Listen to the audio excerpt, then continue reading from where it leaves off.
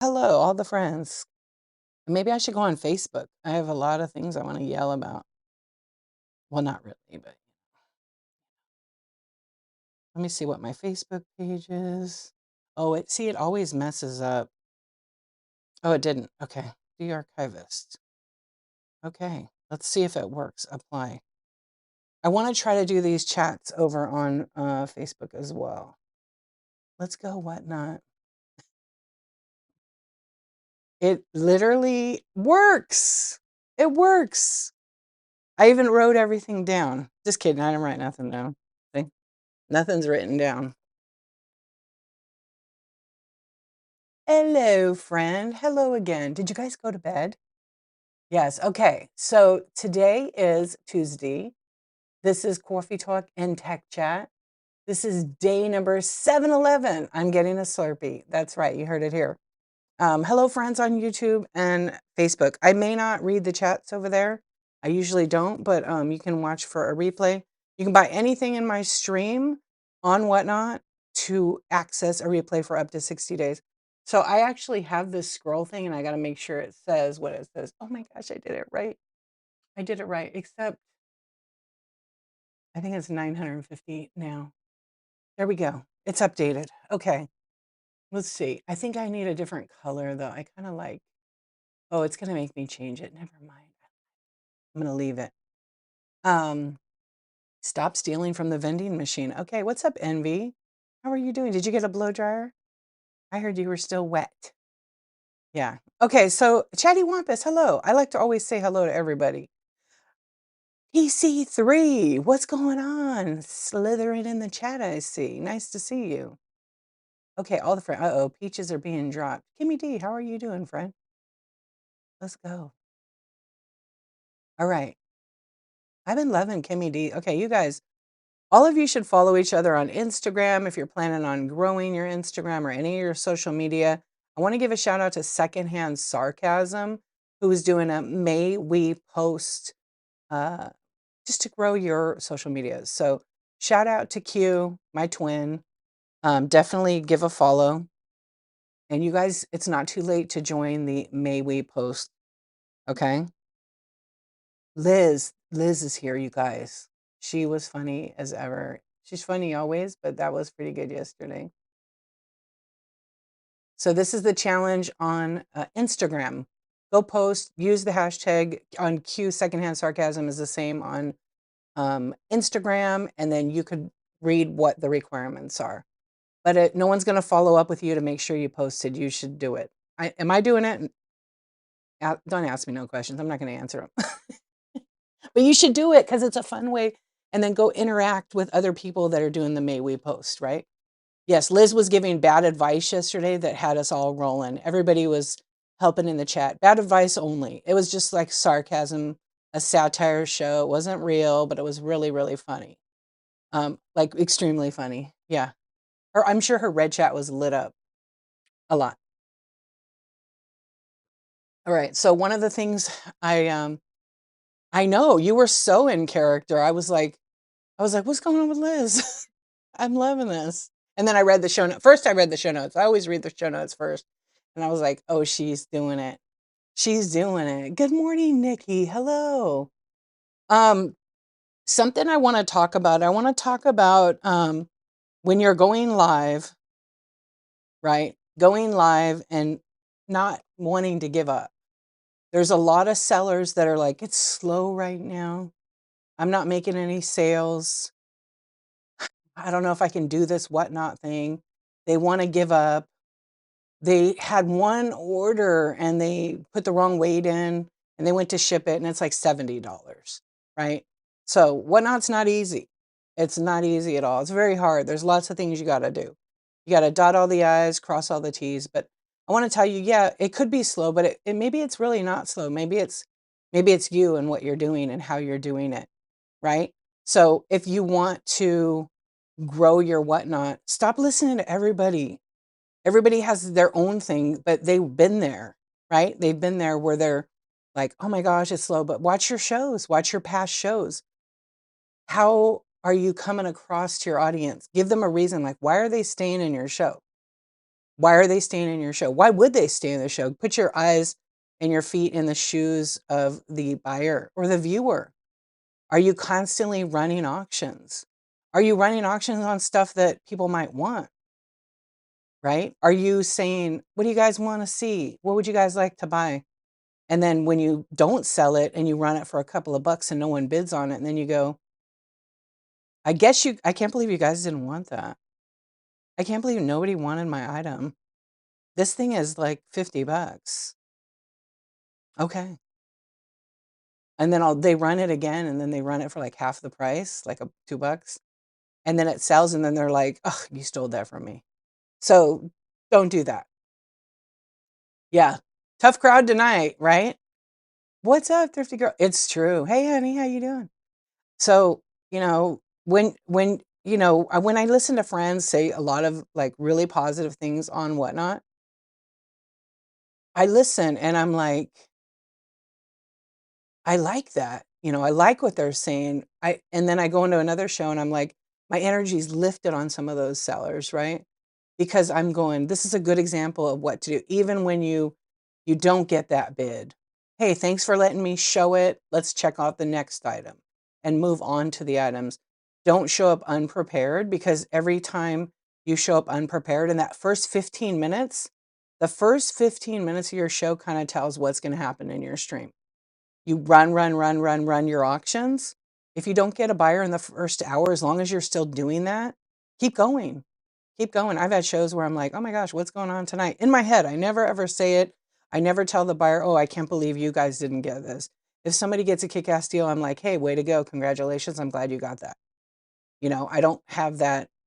I'm an adult. If I want to run it at whatever price, I'm going to run it. And that's it. If they buy it, they buy it. That's awesome. I'm going to wrap, pack, and ship it. I'm not going to run it for $1.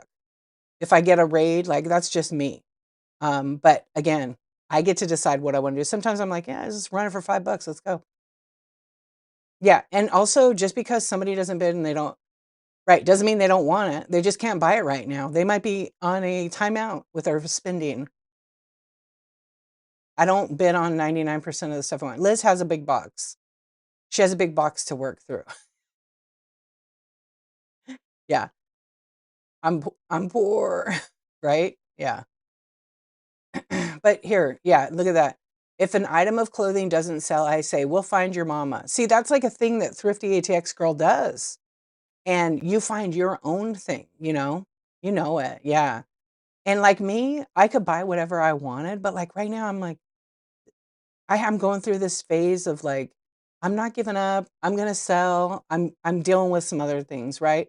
So I'm where I'm at, where I need to be, but I'm still staying positive. I'm still doing all the things, but just watching people like in action. They're creating an action. So they curate their show or they don't, but they have an action where they come in, they go, okay, everybody, welcome in. They may or may not show their face. And they go, okay, everybody, tonight my goal is I've got this vintage ceramic cats. Meow. They don't do that, but I do that. And we're going to run 25 of them tonight. You definitely want to get to your swiping fingers ready, because some of them are bangers. I don't run my bangers first. I run all the regular stuff first. And then right in the middle, I throw like a mid-range kind of item. And then you got to keep talking with people. I know it can be like, what do I talk about? Figure it out. Just tell them the truth, how your day was. Hey, everybody, like right now. Hey, everybody, how's your day? Hey, Looky Lou, welcome in. Yeah. So you just try to engage, and even if you have one person could be a buyer. You can have 100 people and one person's buying. That's all you need. That's all you need. Okay. But don't give up when it's discouraging and you're watching like your friend who started at the same time as you and they're selling like 100 items in their show. It may be that they have found what's working for them and their audience is buying stuff that they actually want, right? So the biggest thing is don't give up, don't be discouraged. And the number one thing I'll say is don't be negative, not during your stream, not during your stream. We're all got things going on. We've all got life things. People want an escape from the negativity that they may have in their life. They want to come somewhere positive, right? And somewhere lighthearted. Like all my stuff has been always really lighthearted and just calm. I'm not going to yell at you. If you want me to yell, I can yell at you. Okay. I have a loud voice, but I'm not. That's just not my thing at night. But I have yelled in my streams. Okay. Check, mic check. That was just a mic check, okay? No, but for real, don't give up. Even though it feels like you're ready to just throw in the towel and be like, I'm going to go back to listing, you're missing out on an opportunity. And when you build yourself up in the algorithm by showing up, having show schedules, showing up on time, okay, running auctions all the time, getting people to bookmark your shows, tapping the hearts is only for the seller. Sharing the show is only for the seller. It does zero for the algorithm, okay? Zero. Yeah, thrifty ATX girl, that's how you do it. Just run it. And if someone doesn't buy it right now, maybe at the end of the show it gets reran and somebody buys it. Yeah, don't even have that. You just had a mini heart attack. You're welcome. You're welcome. You're welcome. Yeah. And experiment. Try new things, have fun. If you aren't making money, make fun, make an experience because people are here to buy. Hello, waiting room. What is going on? Make sure you give them your seller code so they can come and be a seller or a buyer on Whatnot. You heard it here first. You heard it here first.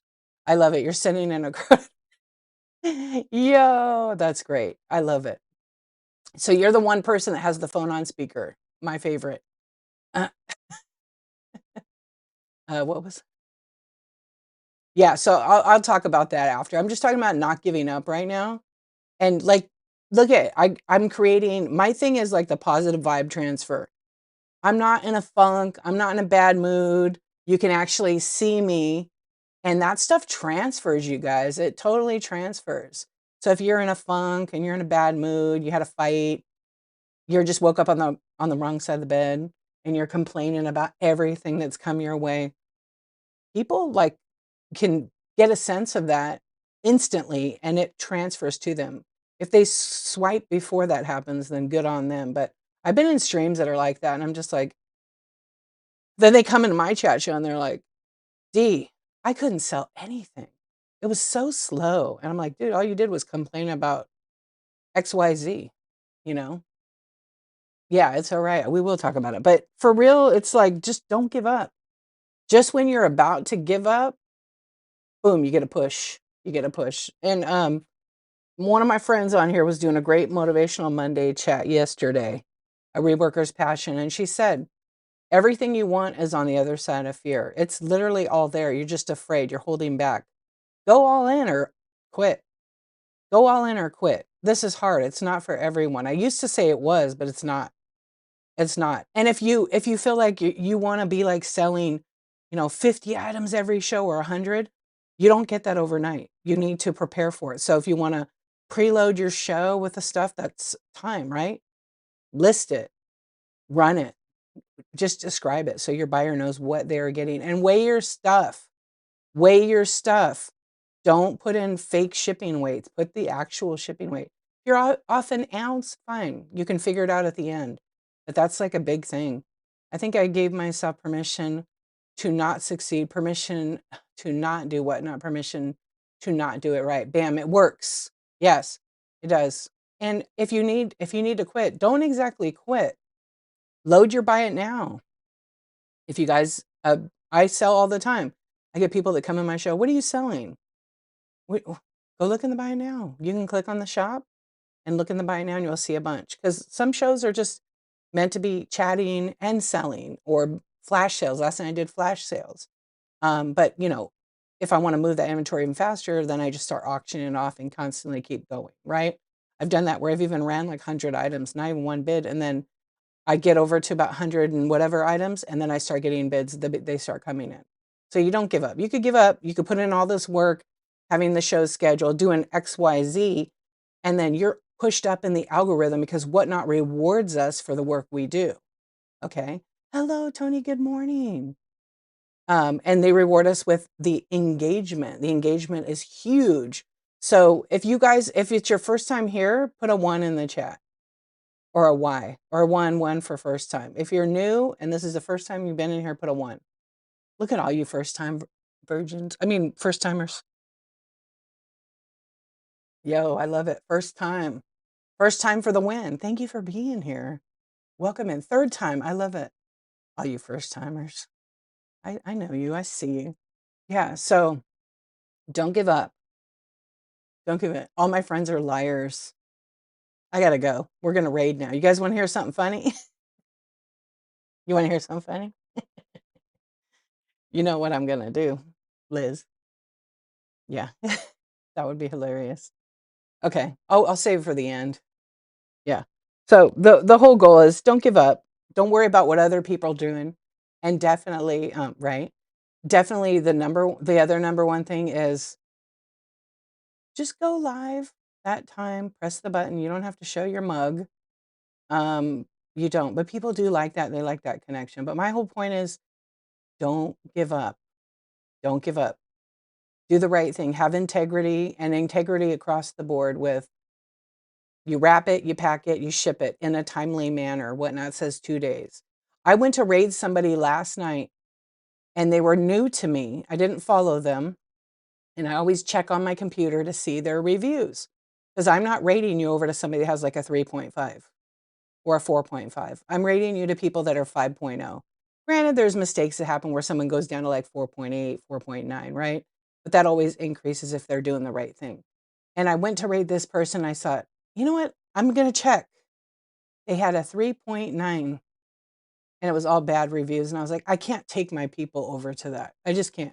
It was way more than one mistake. It was a several. So, because in a way I'm recommending, right? What's up, Tony? How you doing? We have been on the app 1 year in June already. You never could think it is a full-time gig. Are you guys both going, are you gonna stop? You're gonna retire and start doing Whatnot full time? No. Maybe, maybe. A lot of people have done that. Um, you retire in June? You do? Congratulations. So then we'll see lots of you on the streets. I'm so glad. Hello, Kathy. Congratulations. Yeah, and it can be full time. In the beginning, it's slow. People think that, oh man, I'm only got like 3 people in my stream. I had 9 people in my first stream. Then I had several streams with like nobody.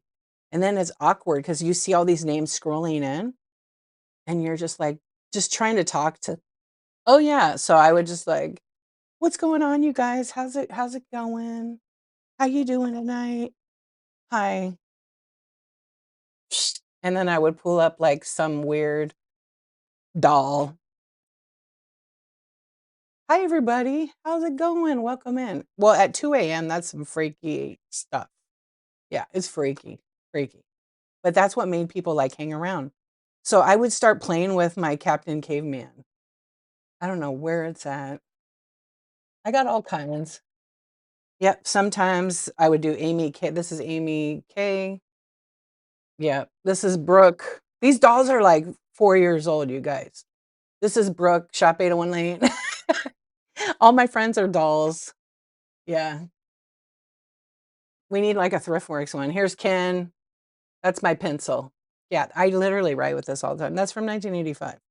Um, the point is, back then when I started, we made up our own mascots. That was a thing on Whatnot. I don't think people have that anymore, but we all used to. It was a totally different time. It was a lot of fun.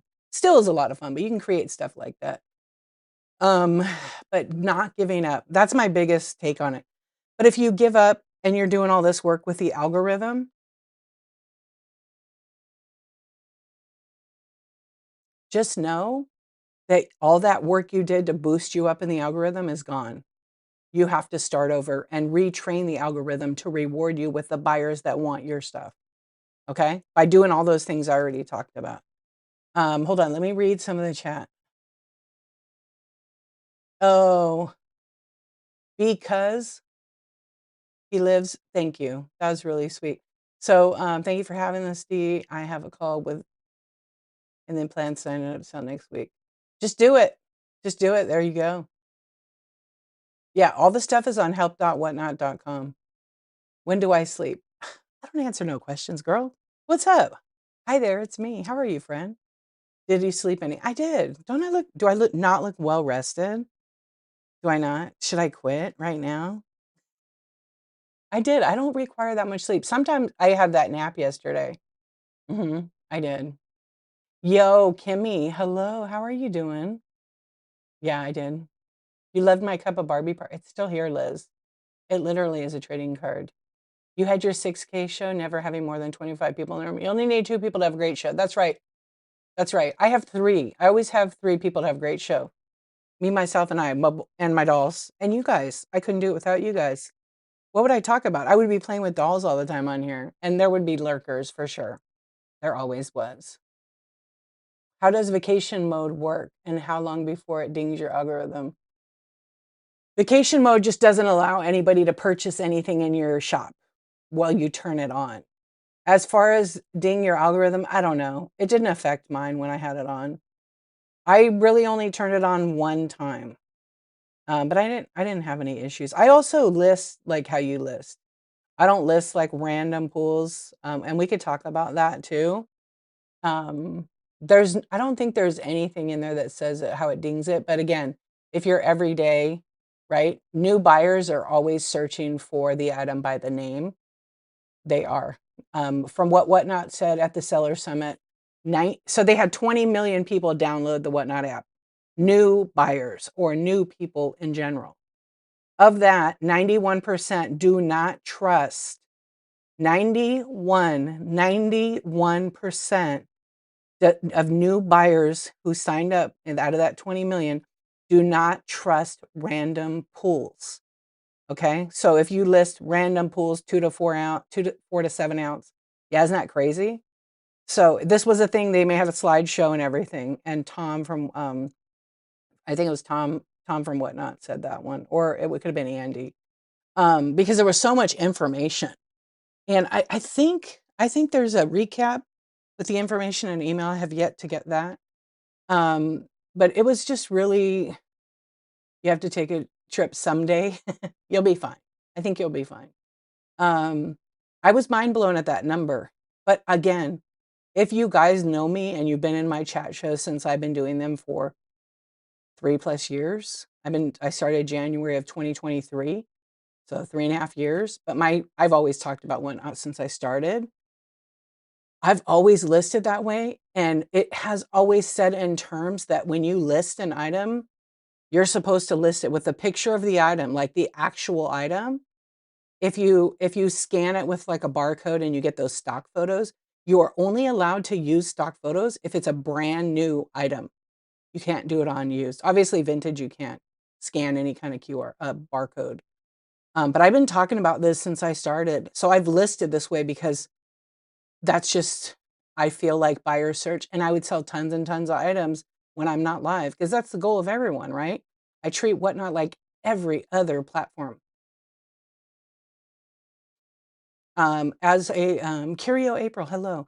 As strictly a buyer, I have noticed the items I have bought from shows that were well described in listings or searched for myself. I love hearing that actually. Um, the next day I'm given shows that have those items listed in the title and our shop. Yeah, like in the algorithm, it feeds you what you're looking for. Because when you sign up for Whatnot, it asks you what, like as a buyer, it asks you like what category, like what things you want to buy. So you might click on, I like jewelry, I like women's clothing, I like sneakers. And so your algorithm is built on that. And then when you start watching different shows and bookmarking those shows, it changes it again. But if you start searching, it also changes it too. Is there a formula for algorithm for Whatnot? No, they're not going to tell us that. Probably their programmers know how that works. And even then, it could just be random. You still want the conversion rate. I think that's true. But once they see the deals, they get the random. There's some people that just love the element of surprise. They love that. But the algorithm will reward you. Okay. The only reason people have a lot in the streams with the random pools is because people do like that. That's definitely one thing they love. But we're getting savvier buyers that want to search. Because if you guys think back, how many people did you come across that didn't even ever hear of Whatnot? They had no idea what Whatnot was. Now, I mean, I would go have a conversation and talk to other sellers that I knew that I would meet up and connect with, like at thrifts or estate sales. And 100% of them didn't ever hear about Whatnot. And then I'd tell them about it, and they're like, oh, that's weird. Why would I go online and sell it like that? I could just sell bulk or do whatever I do. And now as time comes on and I see them, some of them are on this platform. So it's it's pretty cool to actually see how much Whatnot has grown in this time. Because I've been here, they were in the beginning, they were like Funko and sports cards, Pokemon, and then they didn't even have a vintage when I joined. So that is over 4 years. Actually, I just found a couple of screenshots the other day, and it was from like early September. There was one of 2021 in October. There was a bunch of them in October of 2021 that I clipped, or not clipped, screenshot. And it was like information to be a seller. Tapping the screen doesn't affect the algorithm. Correct. That's just for the seller. That's showing love to the seller. It doesn't do anything in real truth. Sharing the show either, it doesn't. It's bookmarked. So you guys, tomorrow night I have a show. It's gonna be, I don't know what, but it's at night. I think I might do some of the sports cards actually. That was the plan. Yeah. Do I recommend verified buyers? It's up to you. With verified buyers, the person has to like you know, basically be kind of like, give their credit card information and their ID and upload to prove that they're who they are, right? So when they come into your show, it means verified buyers can only enter your giveaways and bid on your items. But if they get into a buyer's giveaway and they fill out the form, which they are allowed to, and you need to get that, everybody needs to understand that's what it is. So if you say you're giving an iPad away and you've got 50 buyers and the 51st one comes in, fills out the form and wins the iPad, you have to deliver it. You have to get over that. Don't switch it. Don't scam it. Don't send them something else or not send it at all, because it will come back to you. It is literally not a Whatnot rule. It is a federal, state, and probably a local sweepstakes rule. So you have to follow that, and people can come after you for that. Yep. You bought some salt cellars, and oh, Hugh Laughlin plates, nice. For due days, I was pulled to a show that advertised it. Yep. Yeah, the algorithm knows your guys' buying habits. It knows your searching habits. It snapshots all that stuff. What's that movie poster? You believe these AI photos are misleading and defeating to the reason why buyers like live selling? Yeah, I already have stated my piece on AI. If you look at my thumbnails, they're not AI, they're markers. Um, as a designer or photographer, I'm not a big fan of it. I mean, I have the trading card, it's like half and half, but other than that, I don't know. I hear it from my kids, so I'm big on go to Canva, you can create your own. It's literally have thousands of templates. It's not AI, but it is misleading a lot of times because people make these super busy AI designs that have and then show all this product explosion in the air of like iPads and different things. They don't even sell the items. The other thing is too is for me, this is just my opinion. You can do whatever you want, right? I don't care. But when someone does AI on their face, that's where I'm lost. I'm just like, you don't even look like that. You don't even look like that. I feel like you're not going to be authentic. If you're not authentic in your picture, it doesn't have to be of your face. It could be of your product, because that I'm not buying your face, I'm buying your product, right? Liars. That's just personally me. Welcome in, welcome in. But again, you can do what you want. But I feel like it's what people don't realize in time, even on YouTube. I multicast over to YouTube. You have to check off if any of your video is created with AI. You don't get the views like you would a regular. Now, some people could disagree with that because there's like huge people that have gigantic YouTube business, right? And they get the views because they're usually doing a video to show you what AI would look like or how to do this. They do get some of the views, but regular average person, they're not popping up on that FYP way up. Yep. Nikki, I bet it is. You're leaning more into the fine art. Yeah. Um, yeah. So I had a client, I do like catalog work. So I had one of my clients, I put in a yearly bid for their catalog, and it's basic. I never really increase it, but this year I did increase it a little bit. And so the girl came back to me and she's like, okay, we want to work with you on that, but we have some illustrations we want to put in the catalog. So I said, "Oh, okay," because that was kinda new. So they send them over, and I look at them, and I'm like, "Who made these? They're not even true, they're wrong." And then I look again, and it has a lot of people use Gemini. It has the Gemini watermark on it. So I emailed them back. Actually, I called her first, and I said, did your boss approve this? Because I don't." So she said, "Yeah, we're good to go." I said, "Okay." I put it in the catalog. It was literally right before press, and I have everything in emails. So I go meet with them. I bring in my printed proof.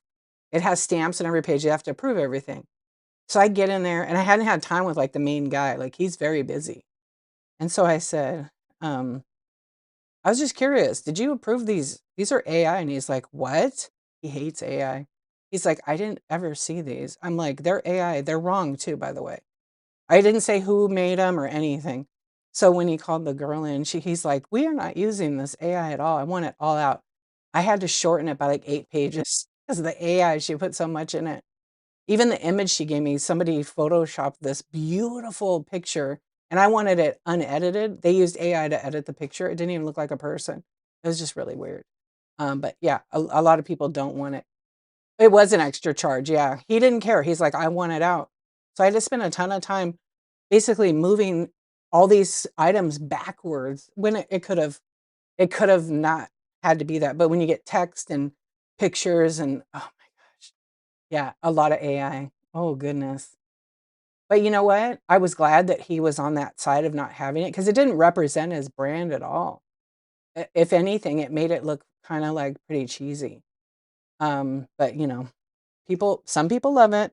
I don't. I've seen people passing off selling logos on here for, a few $100s, and they're all AI generated. You could go make it yourself.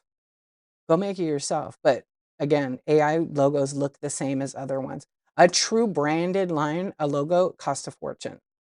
It really does cost a fortune. I have friends that do this. It's tens of thousands of dollars. Yep, it does. Because 'cause you're doing a whole campaign, you're branding everything. Yep, products, brochures, all of it. It's wild to me, but, again, people don't wanna spend that money, and then they have something but I've seen a lot of stuff look similar, so yeah, branding projects are great. Yeah, so, you can do whatever you want. You can do whatever you want. My kids are artists. I'm a photographer. I'm graphics.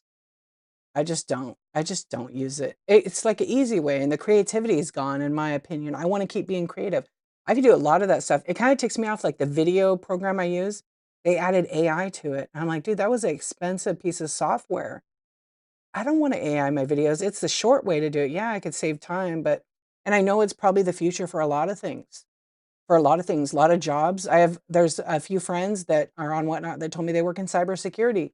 They use AI all the time to analyze, networks and different things. So maybe for that it functions, but, like, when it comes to the art and then people pass it off as they made it, handmade, I'm just like, that you can really tell, actually.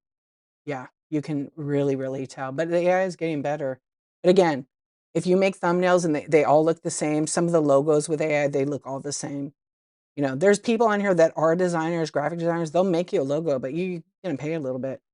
Yeah, a lot of them. But I have seen there's a couple people doing them and selling them for, like, 50 to $100. They all look the same. I think they're using the same prompt for every person. Yeah, artistic people do think for themselves. But, it's okay if you wanna dabble in it and play with it. Just with the thumbnail, if you're doing that, make sure it's actually your product. You're better off having a photo of your product, even if you have a bunch of boxes stacked and you have a show that's like unboxing. I mean, you can do whatever you want. I just know that unless I know somebody, I'm probably not going to click to go in their show. And that's just my personal thing. But I have talked to more and more people that are not fans of the AI. Now, in the future, the AI, I mean, Whatnot did say like the AI thumbnails that are super busy aren't getting a lot of clicks. Eventually, it'll be a lot of people not clicking on those. So just be real. Just be, choose what you wanna do. But when you look on the app, it's kinda crazy to see how many are, like, actually AI. Now, when I started, there weren't near none, hardly any. But they do, like, literally start to look the same. I've been seeing a little bit of people with, like, actual graphics versus pictures. So on your PFP, which is your profile picture, that should be like your logo, or like for me, I have my face with my logo around. That's my brand, right? Probably going to redo that eventually. You can choose that or not, or you can have some kind of logo type image. Then your thumbnail should be different based on whatever your show is. You can make them all the same. It doesn't really matter. You could do them all the same and have like your logo on it. It's completely up to you. But the thing is, when they're all the same, it's nice because people recognize, they see your show, they know that's you.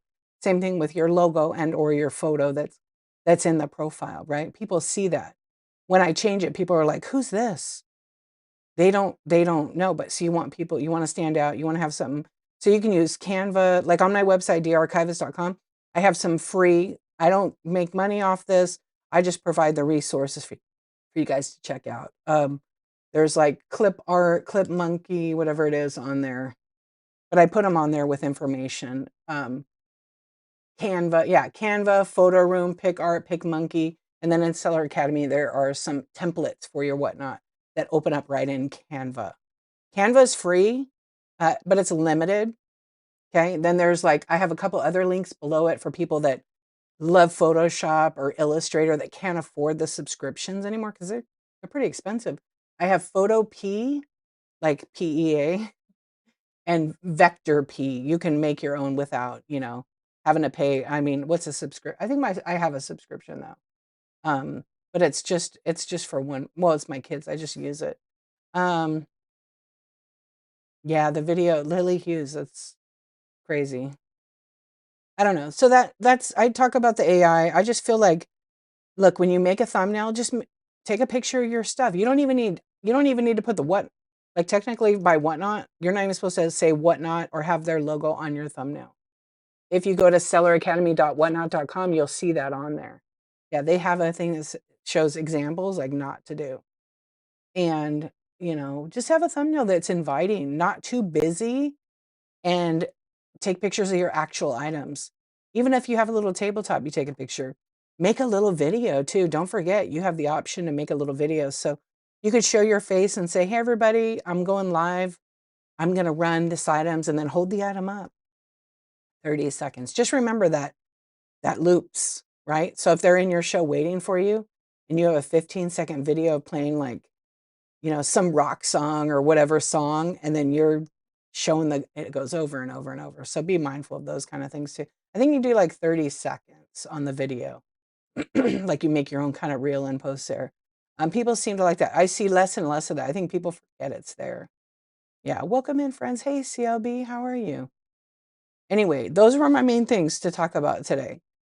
Number one, don't give up. Don't give up at all. Number two, and create a graphic that looks different. So like on Canva, it's free. They have designs that are like limited, but you can just look for an Instagram, let's just say an Instagram reel size, and you could just make a frame and they'll have templates in there. You just have to keep in mind the text. So you could say vintage variety, hen on a nest, whatever you want to title. Just keep it in the center because otherwise it cuts off by the date and time and different things and whatnot. And they have a guide on selleracademy.whatnot.com that shows you where to place your text. It's literally all free information. And you guys, I have a YouTube too, which I make tutorials showing you how to do things on Whatnot. Completely free. It's up on my page. Are you? Yeah, I love it. I got to come to your show. When I'm looking for something, I pick the shows that show real products offered. April, I love that. Or Curio April, I love that. I'm sorry I said April. Aussie, what's up? I just tried the video loop for the first time for a mood ring show tomorrow. It's fun, right? Did you know something else? You could create a video for your product. You could create a video for your product. You should create a video for products like that are really fun and exciting. And what happens is if someone clicks into your listing and they see a video, it's more realistic that they're going to buy it. It's great on buy it now items. Yeah, I had started putting them in on certain things to show people, and those items are gone. They were the first ones to sell. So do I want to do that every single time?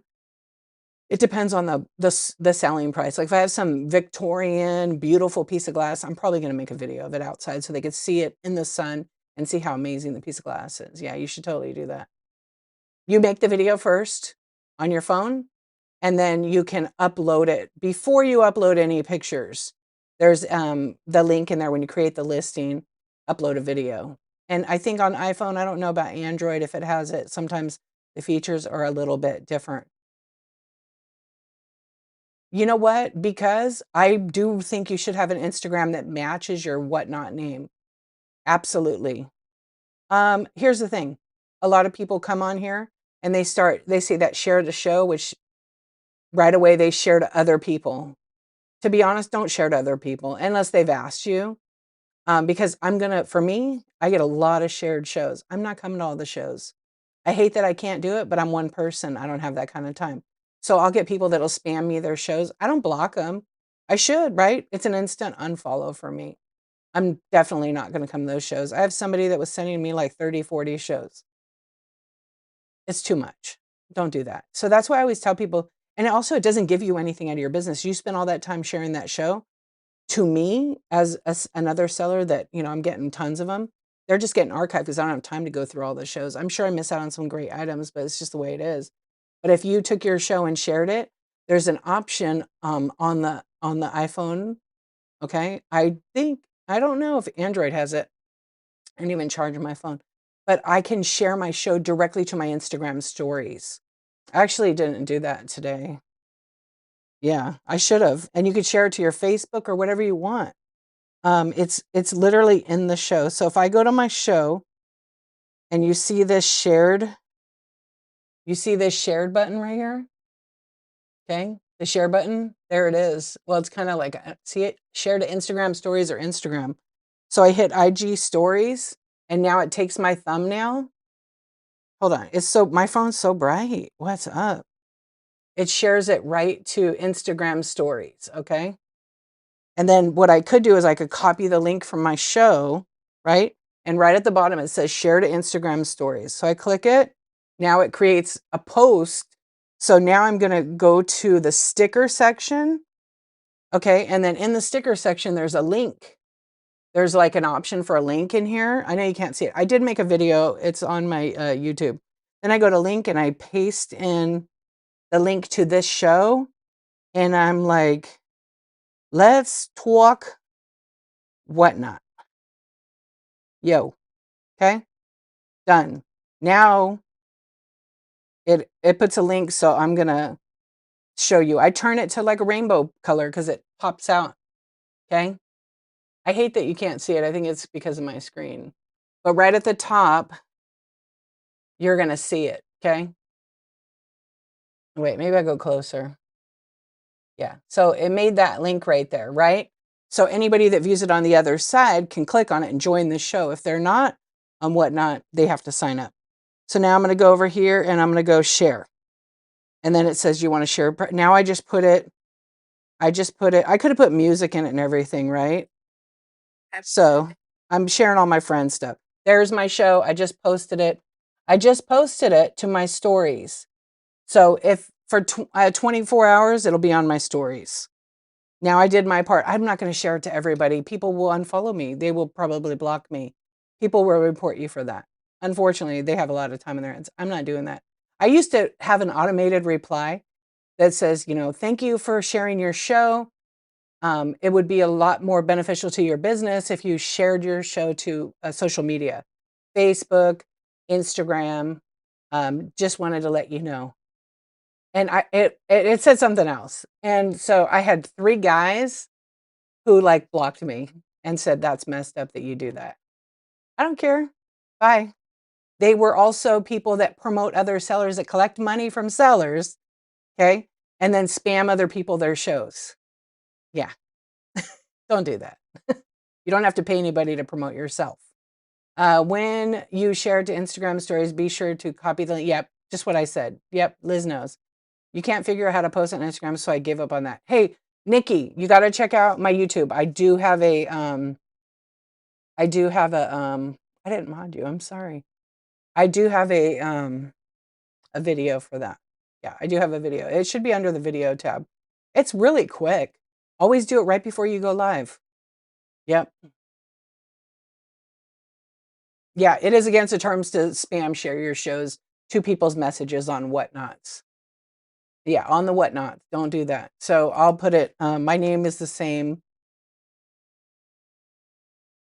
on YouTube. Okay. There it is. Actually, that's my name on all platforms. So when you are creating a social media, make sure your name is what you want it to be forever for your business. Okay. Make sure it's what you want it to be, but also don't reserve that name on Whatnot and then go over to Instagram and find out you can't use it. Maybe somebody had D underscore archivist. So now I have to be D underscore archivist 777-509-2283-61. No, I'm not going to remember that.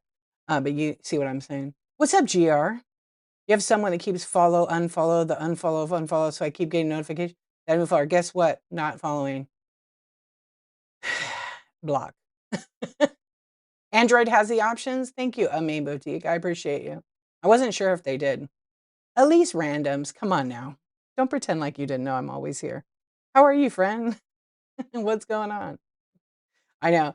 And a lot of people are like, what's up with the Instagram? I don't think I should do that. Don't do it then. But just share your show. That's it. You don't have to engage. You could get a following, but it's good to engage. Other people will find you. Go comment on their videos. What's up, bossy? I'm doing all right. Thank you. Thank you for asking. How are you? I know that was a minute ago, but when I was talking about something, I get squirreled. So I just want to continue with thought. Yeah, check it out. Okay. Now the chat. Naked Maple, where have you been all today? Hello. I know someone who shares shows all the time for other sellers. Now I know. Yeah. I know some people share a show, right? Some people will share a show to you. If they already have permission, like, okay, I have friends that know I collect doll heads and weird stuff. But that's not an invitation to everybody to like share it, right? Those people just happen to see something. That's so nice, right? But it's when they send massive amounts. I mean, I used to have somebody that like would share their show to me for breakfast, lunch, and dinner times 20 per day. And I didn't want to engage because I knew if I engaged, it was opening a door. And I didn't want to block them because they were known to like trash talk. And I was just like, gosh, how do I explain to them? So finally, one day I did. I wrote them and I said, hey, I want to be totally honest. Thanks for sharing the shows, but it absolutely does nothing for your business. It does nothing for your business to share the show to me. It's actually spam. I said, I like to educate. I don't like to block somebody for that because maybe they really don't know. But just so you know, I probably got 150 other messages that same day from my buyers. I like to keep my mailbox open for buyers, right? Or people that have questions about an item that I have. And people will make groups and then send you it instant. I leave it. Yep, because they don't even follow. They don't even come to my shows. They just do that because they don't take the time to invest learning about Whatnot. And they should, because they'll get an instant block and then they'll wonder, why did I get blocked from that person? It's probably why. Yeah. And there's still tons of people I don't block because I don't have time for that. It's easier to hit archive. I missed the delete button. I'm not going to lie. Liz was fired yesterday. Yep. Especially when they share your shows but don't follow or watch or buy from you. Yeah, exactly. Exactly. I had someone reach out to get like some help with Whatnot. And I gave them some information. Next thing I know, I've got 12 messages of their shows from me. So I had to write them and say, hey, listen, I just want to let you know, sharing the show is not going to do anything for your algorithm or boost you or get me to come to the show. It actually will do the opposite. I said, you're better off creating an Instagram or a Facebook and posting there because you never know whose algorithm it's going to come across. Learning Whatnot etiquette takes time when starting out. I give some grace, but there's a limit. Absolutely. Yep. I have no idea, GR. I have no idea. I've never gotten a warning from Whatnot. I don't spam shows, but I don't know what they see. I don't know. Maybe it's case closed. They don't actually explain to us what happens. They deal with it internally, which I don't really want to know what they do. None of my business. Just handle it. Really wish they had a better. Yeah, you have to make a system. Really wish they had a a better notification for DM that buyers see better. Yeah, you just have to check the messages. Like pick a time and a date and check them. Like people would say, "Oh, I wish I knew when I got an order." You can. It shows on the app. There is a notification with a red dot that you have a message. So, it's on the phone. It's just a matter of reminding yourself. You can turn notifications on for certain things. Yeah, and as the app grows, they build it. They add all kinds of tools and things. So the tools that we have right now, you're welcome for them. Because there's a lot of us who would tell whatnot and yeah, but buyers don't. They don't even know how to check the messages, to be honest. I wish there was a crash course for etiquette, but I've been finding community shows have been helpful, especially with Liz, like yesterday, right? Serial hobbyist. I wish I could have clipped the living daylights out of Liz. It was so good. It was so good. And her her chat.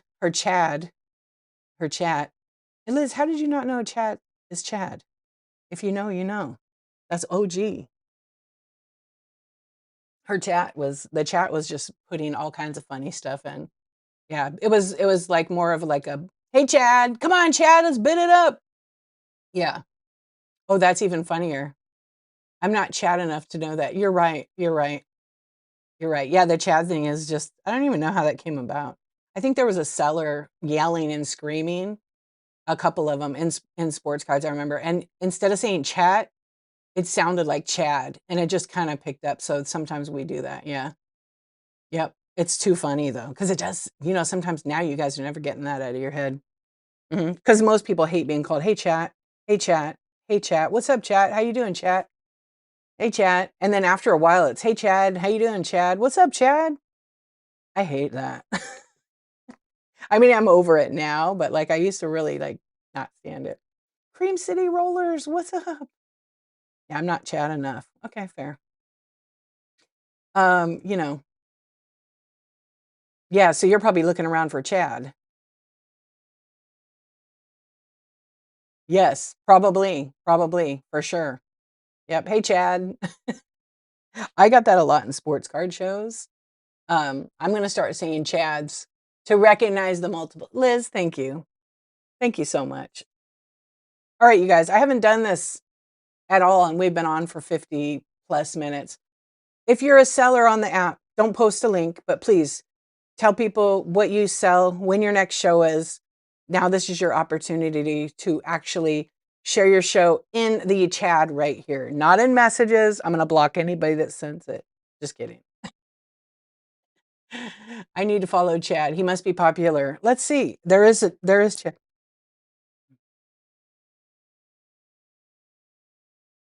Okay, let's find out. Oh my God, thrifty girl. Thank you so much for your tip. I appreciate it. I don't think I have any Danny on, do I?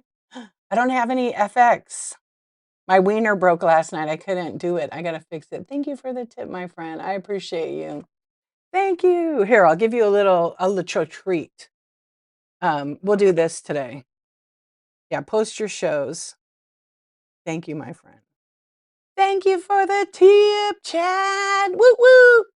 Okay, that's what we're doing today because I don't have OBS programmed on this scene. This scene is where I'm really. Somebody said, "I don't see you on camera." Yes, the wieners broke. I know that sounded wrong, but just so you guys know, when I use OBS, I use a Stream Deck, and so my buttons, I didn't program anything in this scene, which is this camera view, I should say. Change your username now, right? Yes. So all the friends, I will have to program it. I usually have Danny DeVito throwing money in the air, says, "Hey, it's payday."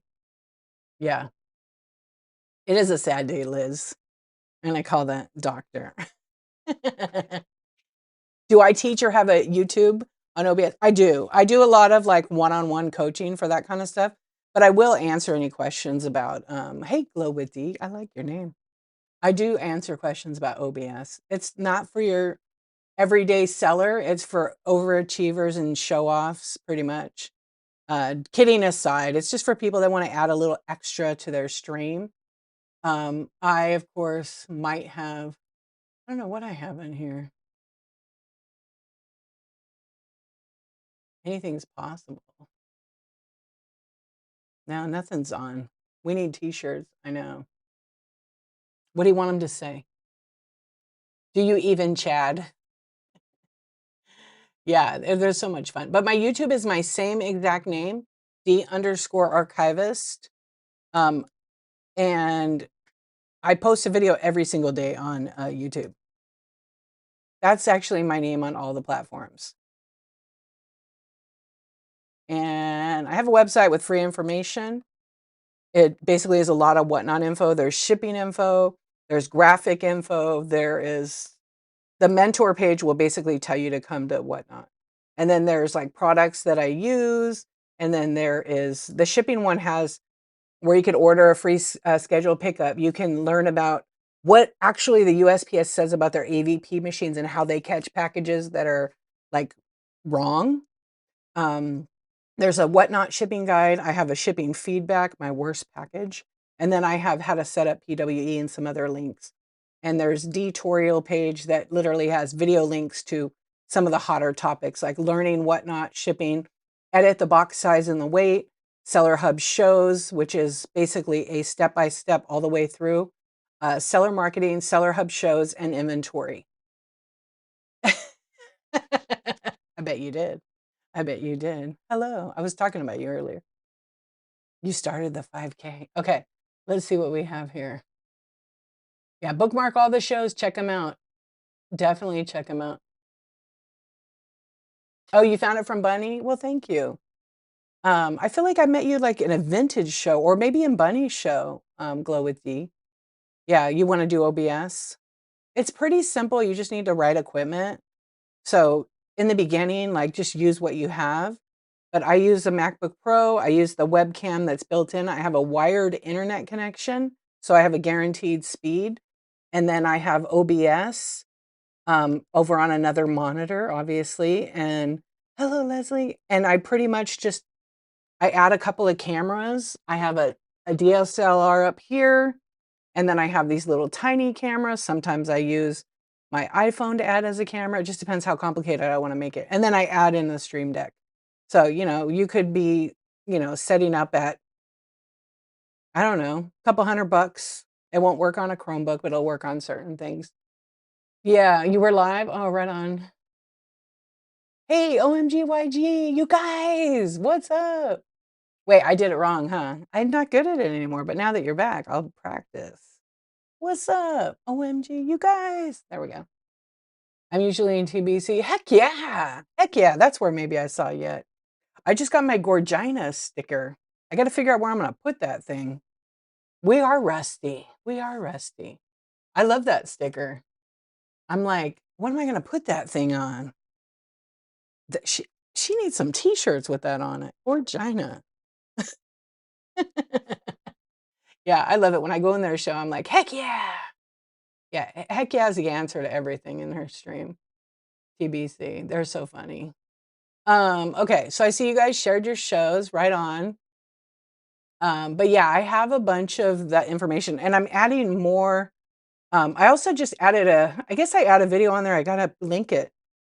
Seller Hub shipping shortcuts. Shortcuts. And then just the videos are good. They're a little bit sometimes lengthy because Whatnot does have videos if you go to the Seller Hub on desktop. They do, but they're like short and fast. So you got to pause them. They have them on their YouTube channel, which is Whatnot APP for app. They don't have Whatnot. Somebody else had it for years. One day they probably might get it. You never know. If it's not a heck yeah, it's a hell no. That's right, Andy. They are full of energy. I'm always like be lurking. You would want it on your car. It's yeah. You could have her print you a big one. I'm sure she would give it to you. Yeah. For a price. She can contact Andy and have him make big stickers. I think he can make pretty huge stickers. Yes. Yeah, they are full of energy. That's the vibe you want, right? That's the vibe you want to have in your shows. Is it exhausting? It could be for you, right? So we talked about that not giving up at all, right? But giving up when the time is right. Like don't overdo it. Just show up, show out your items, right? Hello, and just do the thing. Run your items. And then when your show's done, depending what time of day or night it is, start packing your items, get organized, or work smarter, not harder. Like start organizing your stuff. You know, what do you sell when you sell? So a variety of items. When I started on Whatnot, I sold vintage decor. So I was packing lots of glass, tons of it. I have like a little U section here at the end of my desk with literally tons of vintage pieces, Fenton, Murano, a lot of animals right now. And so that would be my shows. And I would do scan shows back in the old days. And I love doing that. But after a while, to be honest, I was packing so much glass that I wanted to break away from it and try something else. So I dabbled in like baseball cards. I collected for like 30 years. So I had a collection. I sold a lot of it on Whatnot. I still had sold a ton before that, but I do like cards. It's just very it's tedious. It's tedious because you do one at a time. Because some of the cards you're just randomly grabbing, you don't know what's in there. Somebody might know that that's a good card and bid it up. So, just play around with that. And then I went into like Funko and Biddy Pops and different little toys type items, football cards. Um, I'm trying to think what I did Squishmallows. So I sell a variety, and I know the algorithm doesn't like variety. The algorithm actually likes when you're consistent with a niche. They really do because they will send you the buyers that want to buy that stuff. Um, yeah, let's see. Good morning, Cactus Chaos. Hello, how are you? Hello, Unicorner. Welcome in. I don't know. You just got to find what works for you. I loved, and the other thing when I first did is I loved Rip or Ship. All these little mystery boxes. Like, who doesn't want to open up a big party butt lamp, right? A big party butt lamp. Yep. It's a butt lamp. I bought that from somebody. Ripper ship. They were pretty popular. Now a lot of people do them. They do them for surprise sets. Do you know what a dumpling squeeze? Yes, yes, I do. I had some. They're so popular right now. Um, I may have sold the last ones I had. I had some in the buy it now. I was seeing if I had one around that's a little one to show you what it looks like because there's some knockoff ones, but I don't know if I actually have one in here. Always keep one so I could show people. But there's little ones and then there's kind of like bigger ones they're pretty hard to find right now because they're super viral from TikTok. Yeah. Yeah, my bin so I like to list my items now in the buy it now. I've been tooling with this for over a year where I list like you're supposed to list with a proper title that matches the photo of the actual said item, right? And then it's in there. Offers are always on. I flash sale. So I always have done that. When I'm not live, stuff sells on its own. That's been nice, but you still have to list stuff to get stuff to sell. I don't know. It's just part of the algorithm, I think too. So I was listing a ton of it. Now I'll list a whole bunch. So maybe I list like 20, 30, and then 5 or 10 of them will sell. It's kind of been like a formula like that. Sometimes I'll deactivate them and reactivate them, and then they'll sell. It's so weird. I don't understand it. Yep. Yeah, it's so funny. The dumpling thing is crazy. A kid that wants one. I think I have a picture of one in my buy it now right now. Let's see. I'm not 100% sure. Yeah, they're trending like crazy. Any of that squishy stuff is. Yeah, I think I have two left it shows. You just type in dumpling, but they're the small mini ones. Yeah, that have gotten so crazy. Or Neatos. Neatos I can't find anywhere around me. I had a couple of shows with them and they're gone quick. Had people get nuts on them. Let's see. Oh, I have this other squishy thing in there too. It's like Tetris. It's called Tubi, I think. Tuba, Tuba, Tubi, Tubi. Oh, I guess it's old. Yeah, the squish stuff is nuts. Good morning. Hello. Let's see. Some of that squishy stuff, it just feels weird. It feels weird. I'm looking around to see. I guess I don't have that here. Yeah, way too funny. It is a trend, and a lot of the manufacturing companies can't keep up with the supply and demand, so they're back ordered, like all the Nitos. So that's why you didn't see them for a long time. And I was told this recently, actually, because I was looking at buying a pallet of them, and it was taking way too long to get it. So they're basically getting imported, and because of the shortage of them, that's why they're so viral, and that's because they're selling for quite a bit. Supply and demand always. Aren't they cute? OMG. Okay,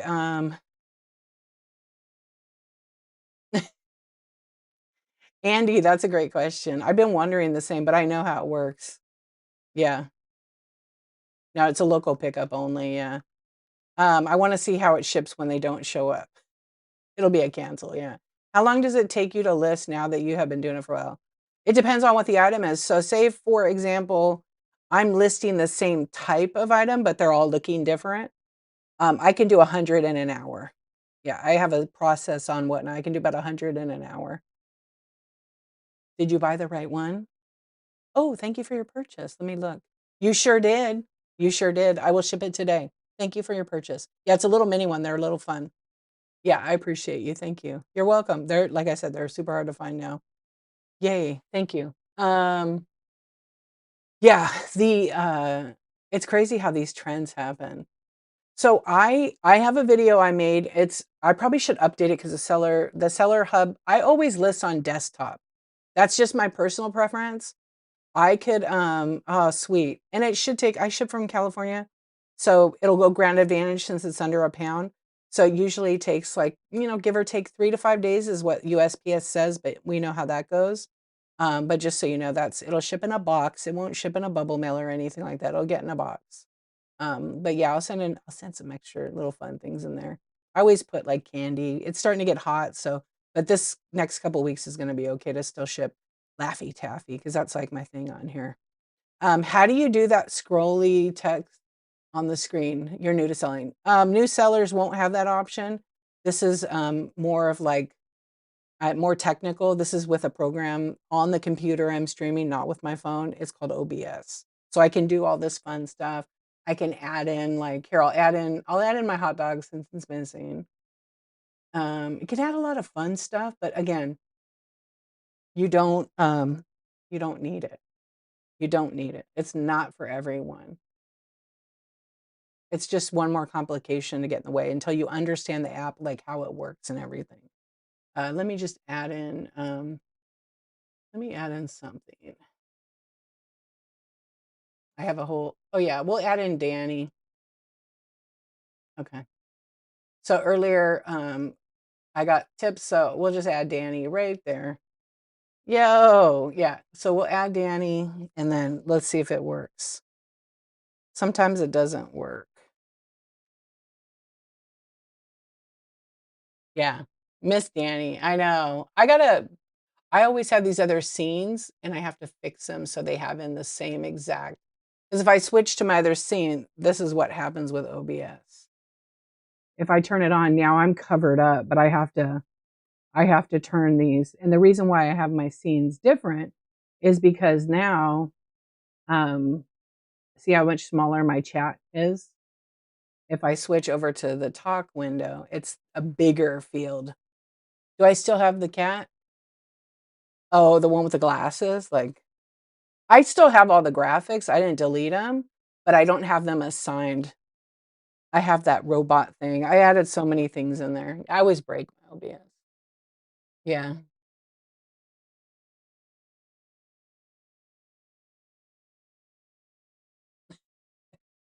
I have one of those too, Aussie. I do.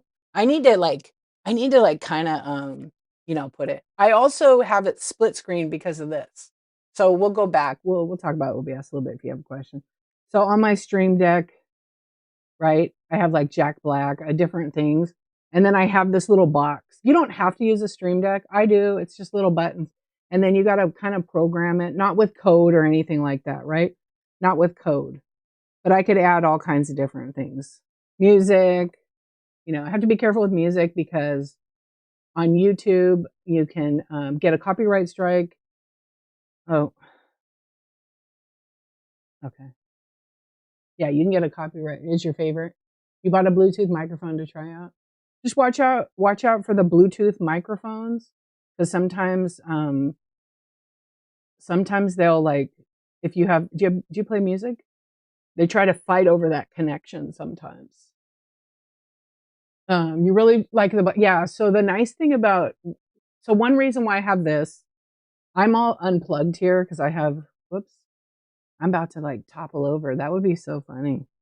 Okay, so I have cameras that I connect, and let me turn this one on. The reason why I have it split screen like the way I do at the percentage is because I could turn on my other camera. Hello. Upside down D. Okay. So that camera is usually like pointing down at product and it's mounted usually way up here. Okay. Obviously I won't have it moving or anything like that. That's one of the cameras that I have on. Okay. I don't think I even turned this camera. I don't even think. D from Down Under. Hey, how you doing? I couldn't even do the accent. Aussie, can you do it for us? Can you do it? It's far away from your setup. Oh, that's good. And you don't use Bluetooth from your phone for it. You should be okay. That's cool. Just do a clip and play back because you might think it sounds fine, but then depending on some of the little mics are really fabulous and they're cheap, and some of them are not so fabulous. So just keep an eye on that. Oh, that's great. Yeah, they also have a license and terms and conditions on theirs. All of those sites do, but there's a lot of good royalty-free stuff. And if you're not streaming from YouTube, but there's rules. There's rules with the music. Definitely use the royalty-free because there's some like pretty good music that I've used back when I used to use music. Yeah, check it out. D from Down Under. But the other camera that I have, the black is nice because you can read the text. A lot of people don't realize when they're streaming if they turn. I'm gonna just do this. Let's do this little test.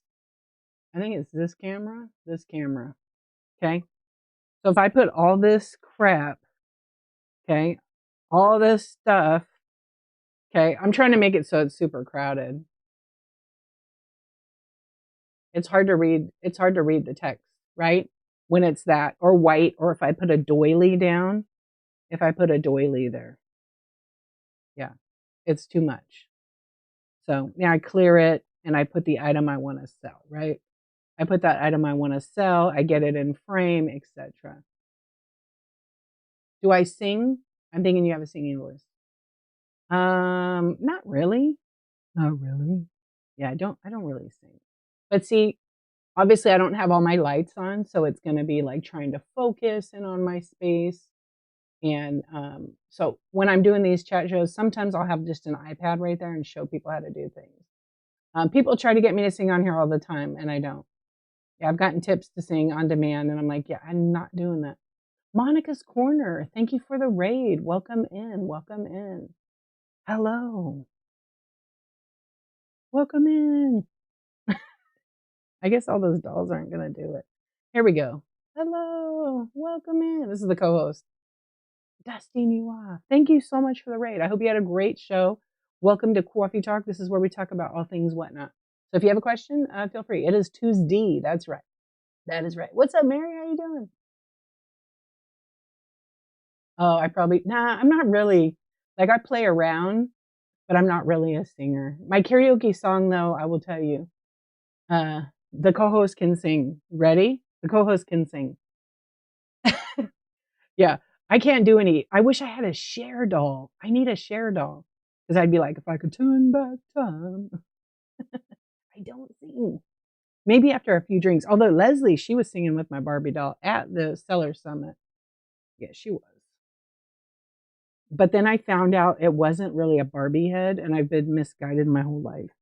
She's some like off-branded doll head. A Barbie expert told me that.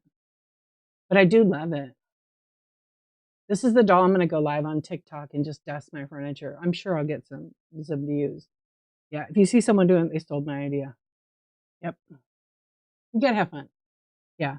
I do like karaoke, I'll tell you that. Someone asked me to be in a karaoke raid train. I was like, yeah, no. Actually, I saw it after the fact. Hold on, let me turn this off. Kids. All the friends. Yeah, so I don't know. I use a Rode mic. It is a little bit pricey if you're to buy it new, but you could look on Whatnot and find it. I got a smoking deal on mine from a friend who sells like electronics and different things. But like the OBS setup, you don't have to have it. You don't really need it. You literally could go live with your cell phone. Just make sure your lens is clean and you're pointing your camera at the product. Especially if you're selling items that have like paintings or artwork and you want to see a good quality, because this camera lens is like 48 megapixels and this one's like 12. Okay. And if your camera's here so you can see the chat, try to get a second device to use for your camera, right? You just have to be mindful that maybe on your end it looks crystal clear, but on other people's end it's pixelated or low quality. Sometimes that's because their connection is maybe they're rural or whatever, and sometimes it's it's going to be low quality until they get in a spot where they have better internet signal.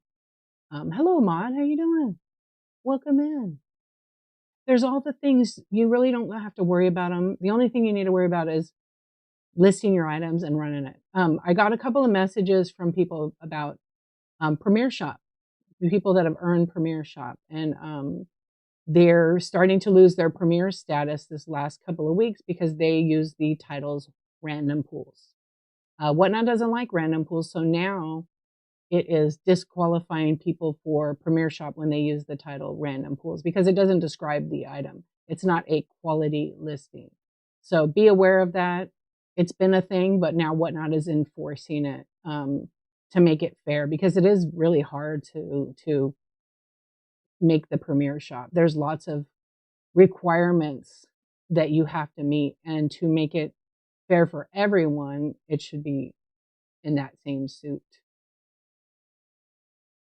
Quick question, when I scan the table, it looks delayed for the customer. So what's the question? It looks delayed or it is delayed? You have to, like, when you scan is like hard because you have to, it could be your internet. Are you just using your Wi-Fi off your phone? Are you connected to your wireless router? Is your wireless router close to your phone? Is there any walls blocking it? There's lots of things.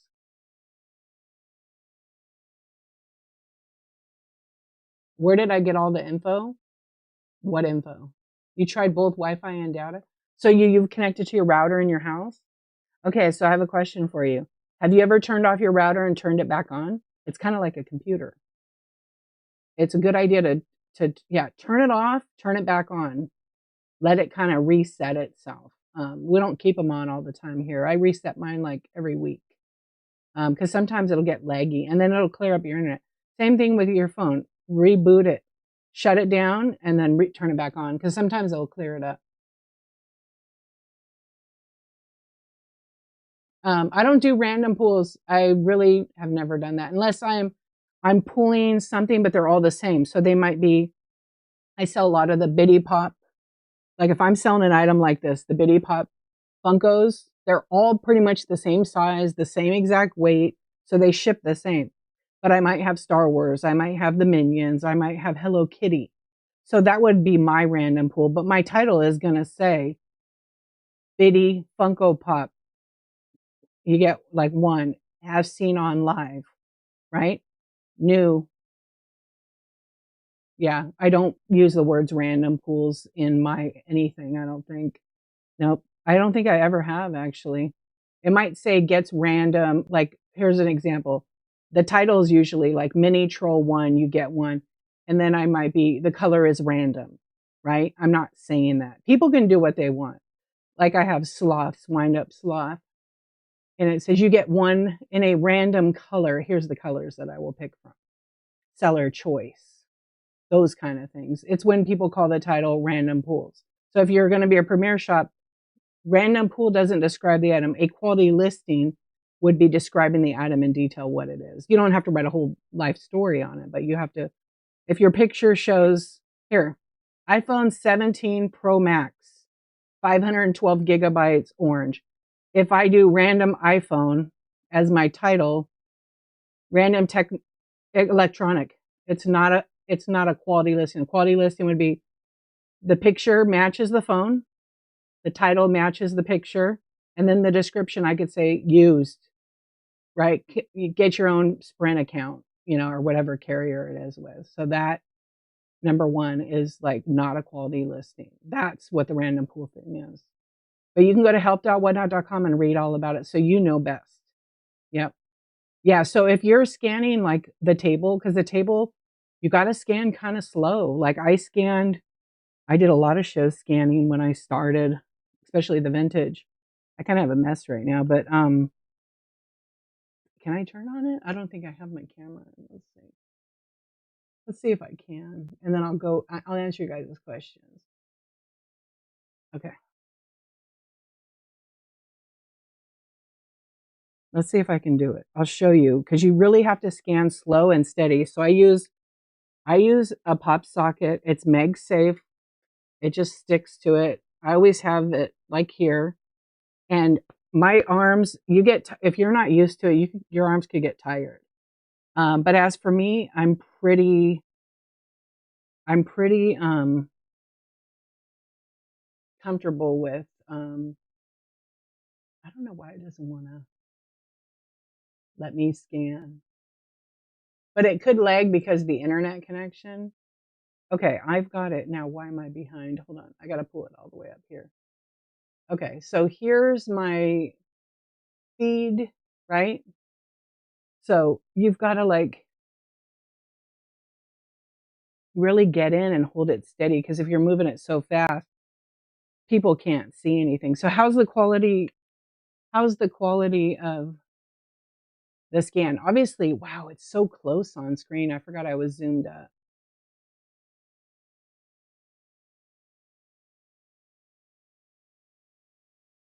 Yeah, see? A slight lag. It could be your internet connection. I'm wired in with my phone on here, so my internet doesn't have any. Yeah, just go slow. You know what's funny? I'm zoomed in on the screen, right? Like my hold on. I can shrink it down because it's a different kind of, like, let's do fit to screen. There. Now my entire thing except the bottom is this thing, and you can see my shelving. You can see me at the top. So this is just part of OBS, right? So I'm going to turn that off. But when you scan, it's like, who are you looking at, fool? When you scan, you get used to it. You get a format. I usually go left to right or right to left all the way, and I do top to bottom.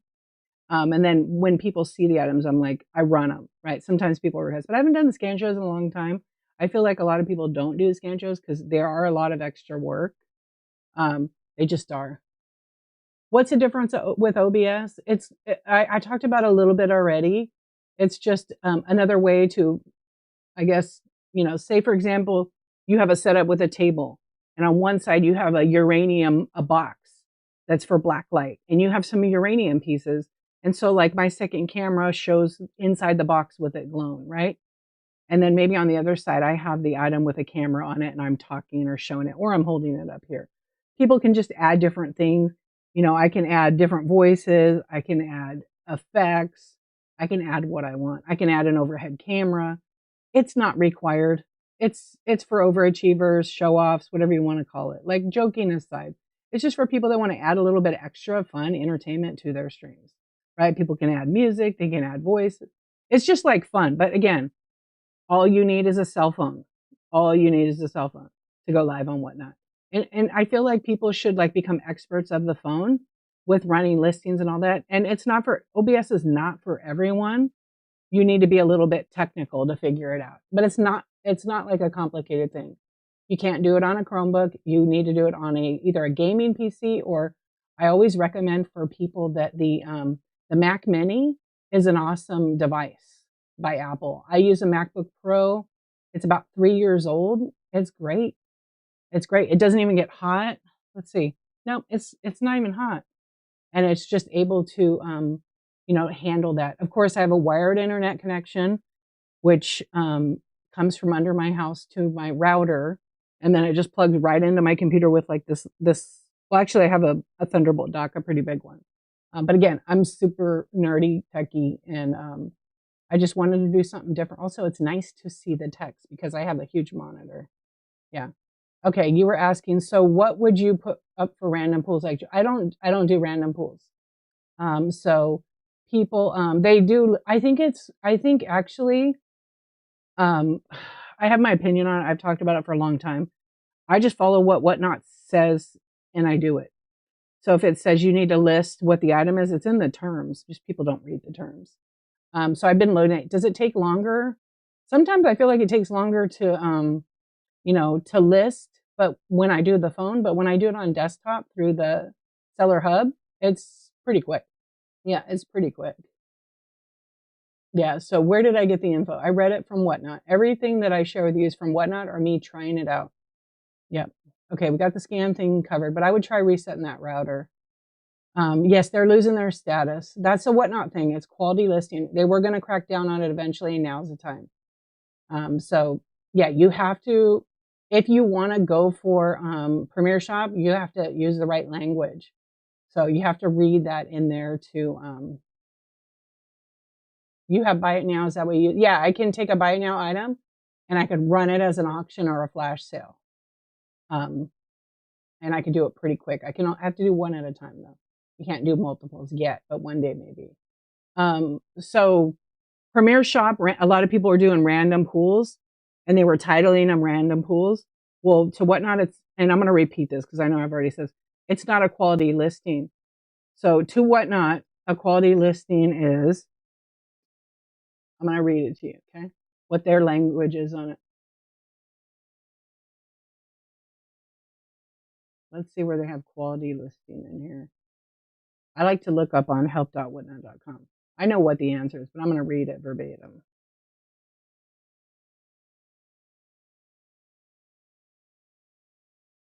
Let's see. Of course, the word quality listing is used, you know, referenced tons of times.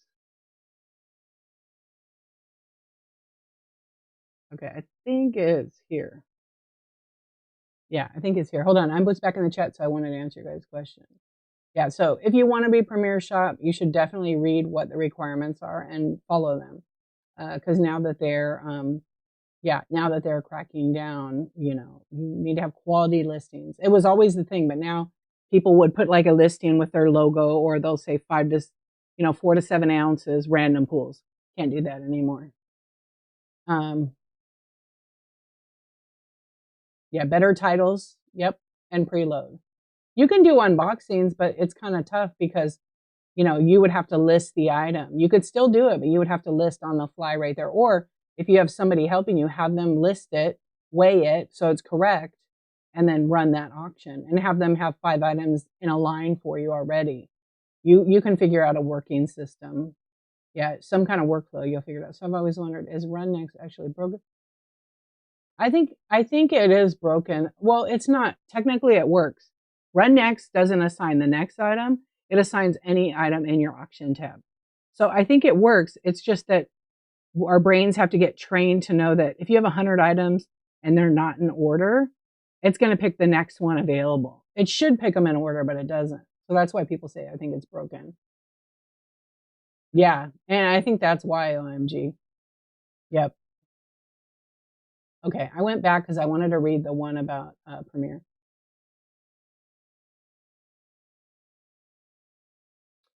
Cactus Chaos, you could do choice. You just have to stay organized and know which one they picked. Okay, so if you do a listing, don't do random. You could just do, you know, antique doilies, quantities 20, and then the description, buyer chooses 1 as shown on live, or whatever you want to say. It's, to me, I feel like it's, you have to describe more, but don't put like random doily. Put like what it is, how many, and then when they pick, then they could pick the one, and then you can figure out how to tag it, set it aside for that buyer, right? So that way you don't have to go watch your entire show over, and always say the person's name when they win it, right? Yeah.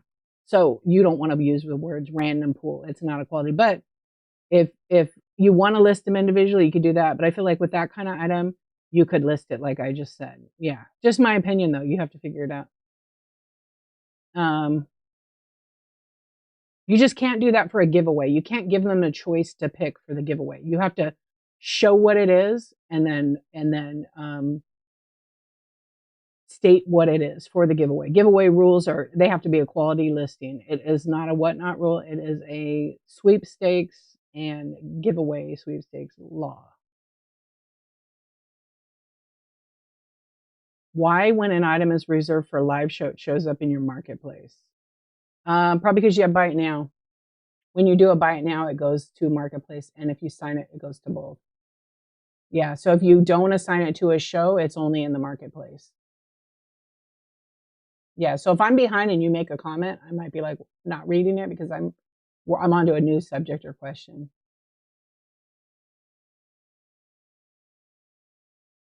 No, you could do that, Cream City. You just have to be able to track it. Yep, you could do one vintage marble seller choice. You could do that. It's not random. Yeah, also, that's right. Elise randoms run next, prioritizes pre-bids as well. Correct. So if there's a bid, they'll run first.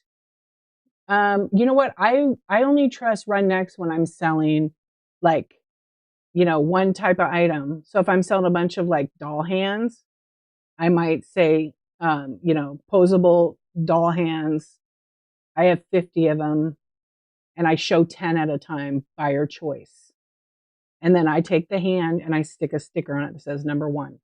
And then if I'm running it as an auction and then OMG YG swipes and I say, all right, OMG YG, here's the 10 are sitting on a little thing for him, or 5, 6. Don't give him too many options. It'll take forever.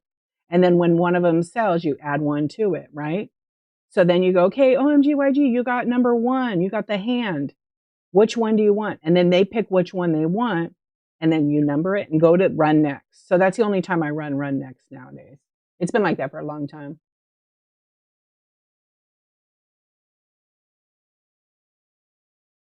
Okay, hold on. Can you ask Whatnot about it? Maybe it runs next base. I can ask him, absolutely. I'll take a clip of what you there and then I'll find out. I ran an auction for $1 and then another auction for $3 to the same customer. They purchased both and you got 2 shipping labels. Okay, so there's a whole lot to unpack there. How did you list the item? Like, what was the weight that you put it in? That determines it. Yeah, that determines it. Did you create a custom shipping profile for those items? Because that's what it sounds like. If you created a custom shipping profile, you just cost the buyer like too much shipping, to be honest. Yeah. So I can't give them a choice on press on tattoo. Right? Nope, you cannot. Yeah, you can't do that. You're gonna have to change it. You're gonna have to put like tattoo, tattoo, one tattoo, as shown, and then show a picture of it. That's how we're supposed to do the giveaways. Does it make my locker win giveaway? I don't know what your locker. I do have types of. It can't be a surprise. You can't say like mystery box giveaway. You have to like show the item.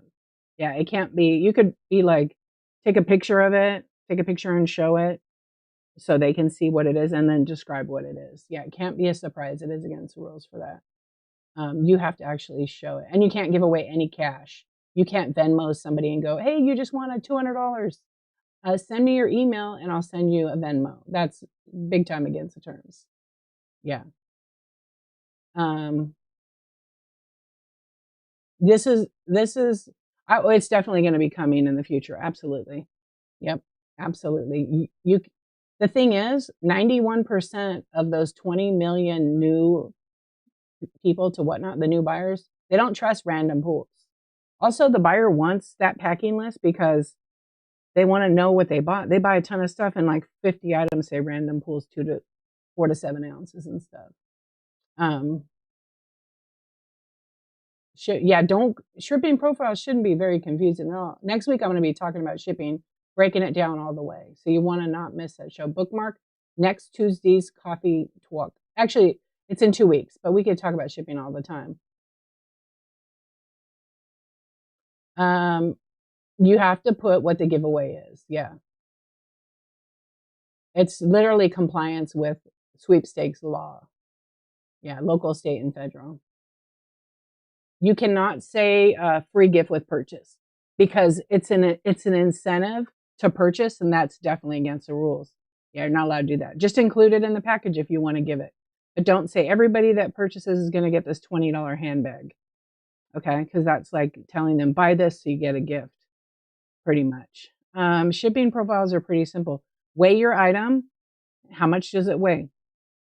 You got to add packing materials. Yeah, every time. So if your item weighs 3 ounces, but you have to put it in a box because it's yay big, then you need to pick a 4 to 7 ounce category.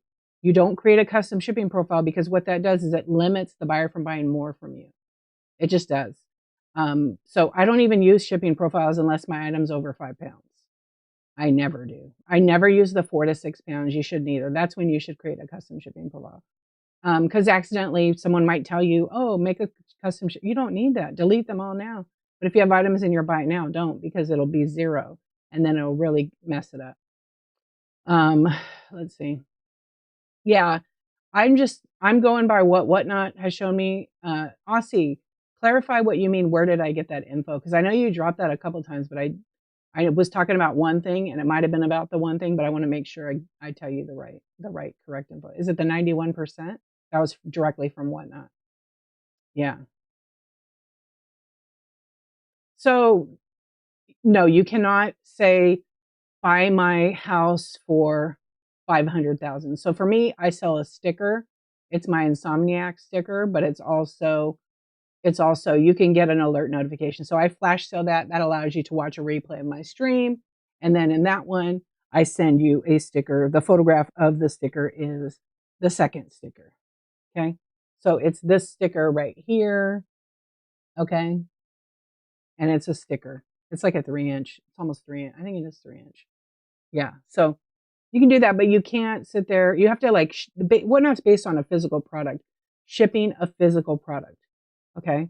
But people have these listings for like $111,000 or $487. Just make sure that it's something like mine says. You'll get one official The Archivist Insomniac Club sticker, 3-inch. Bookmark this listing to get notified when I got live. Because I always run it at the beginning and I flash sell it like towards the end of my stream because people want to watch a replay right here on Whatnot. And then if they buy it, I ship them a sticker. They have access to this stream for up to 90 days. Right? Some people like to watch it right on Whatnot. Some people can go to YouTube and do all that kind of stuff. Yeah, so you can have it, but you do have to sell a physical product. You just have to not price it. Like I've seen people price it for crazy. Yeah, they are not doing that. I don't know what that is. Um, yeah, and with the Run Next, I think for a little bit they had something similar and they took it off the app. People didn't like it. Hey, not a problem, May Mardeals. How are you doing? Like a Run Next pins. I mean, those are all really good. The bird theory. What's up? How are you doing? I know. Watch out. I have a custom shipping for my books because I use my own packaging. Is this a mistake? Nikki, I need a little more info on what you mean. Do you mean like, because your coloring books are not PWE because they're probably 9x12 envelope, right? They don't ship PWE, they're oversized. They would have to go ground advantage. You can't sell a label. So if you, for example, have buy a label to upgrade shipping, that's against the terms. Don't ask me how I know. I asked Whatnot because I did it when we did. Remember OMG?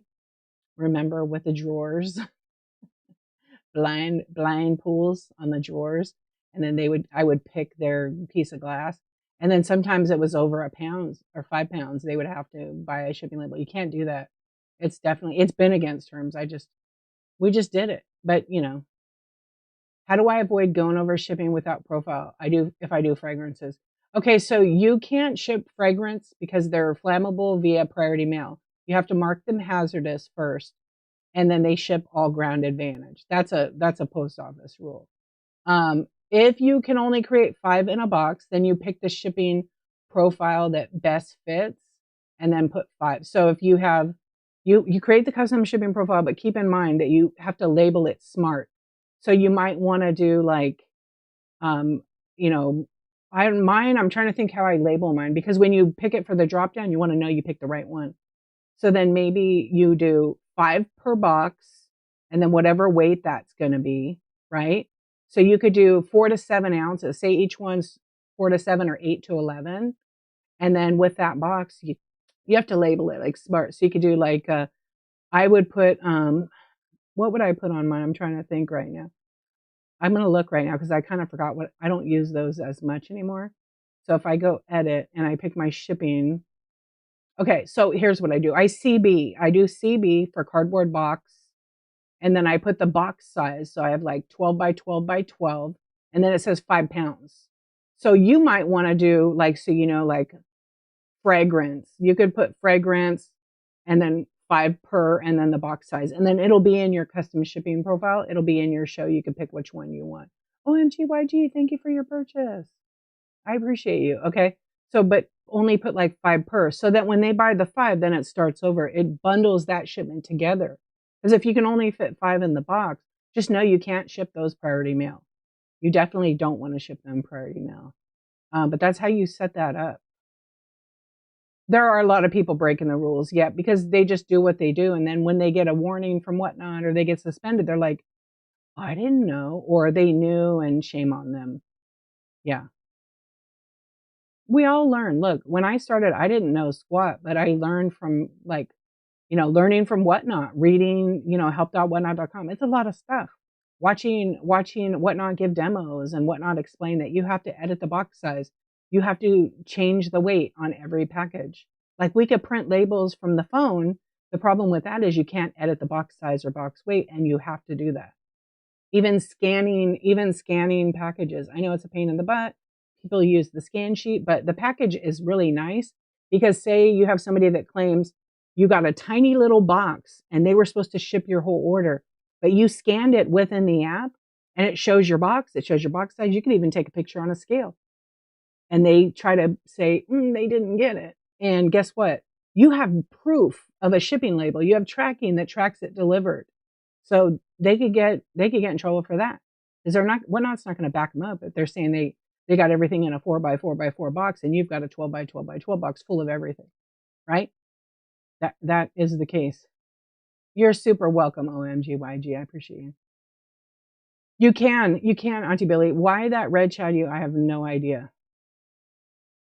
Yeah, you could actually go. Just remember, the more subcategories we have, the harder it is to find you. A lot of people don't realize there's all these subcategories because they're just clicking on the category and they're going to the category to see the shows that are listed in the first part.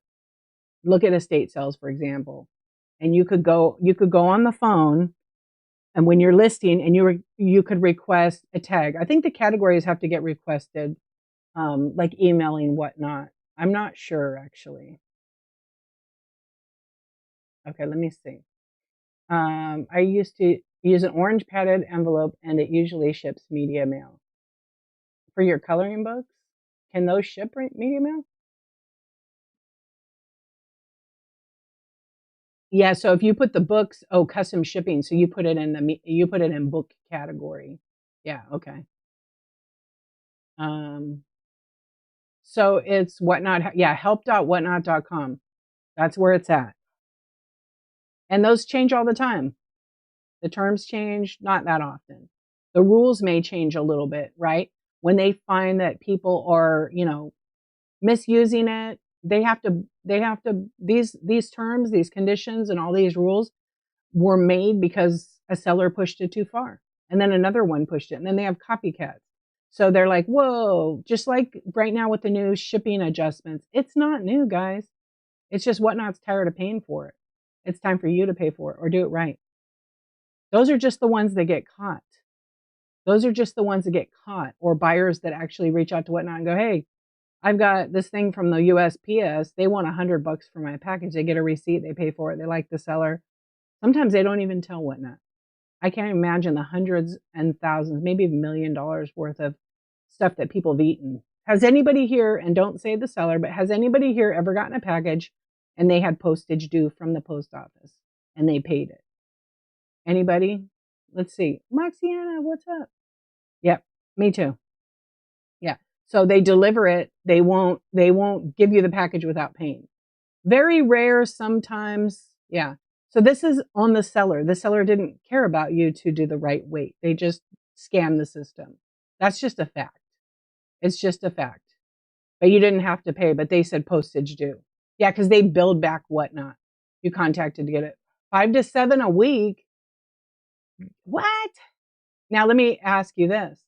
Are you still buying from that same seller, or is it sellers like that are still doing those kind of things? Gotten 11 pounds with 50. Does that say 5 pounds and received 3? Yeah, I know. That's because the advice that's given is don't weigh anything. Don't have a scale. Please stop listening to these folks. It's wrong. Now, for them, it might work because they have an average that they sell, so they base it on an average. But stop running something that weighs 5 pounds packaged up for 8 to 11 ounces, even 12 to 15. It's just not working. It's not working. And half the time it doesn't fit in flat rate boxes because look at all this. Yep. You've sent it back. Yeah, I don't blame you. I had one come. I opened it on my live. It was in a 15 by 12 by 10 inch box. It clearly weighed 2 or 3 pounds. The label said 15 ounces, and it didn't even have all of my items in there. And on top of that, It had a Priority Mail shoebox. Like, I would have happily paid for Priority Mail. But they just put it in there, so you rattled it around. It was on my life. And I didn't show their name. I didn't say who it was. It was the first show they oversold. They did not know how to pack, but they only included one of my 2 items. So I reached out to them first, because they can't used to come to my shows and ask questions. And I'm just like, just to let you know that I would have been happy to, pay for Priority Mail, but I think they ran it at 0 to 1, and then they adjusted to 15 ounces. They didn't weigh anything. So my post office says like $19 and some change. It was $20. So I let the buyer know ahead of time. They tipped me the money for it. And I was just like, no, I just want you to learn from this. I appreciate that. Thank you. Because I had a picture of it. I showed them. Hopefully they learned, but they were back doing the same thing. So I haven't seen them in a long time. Yeah.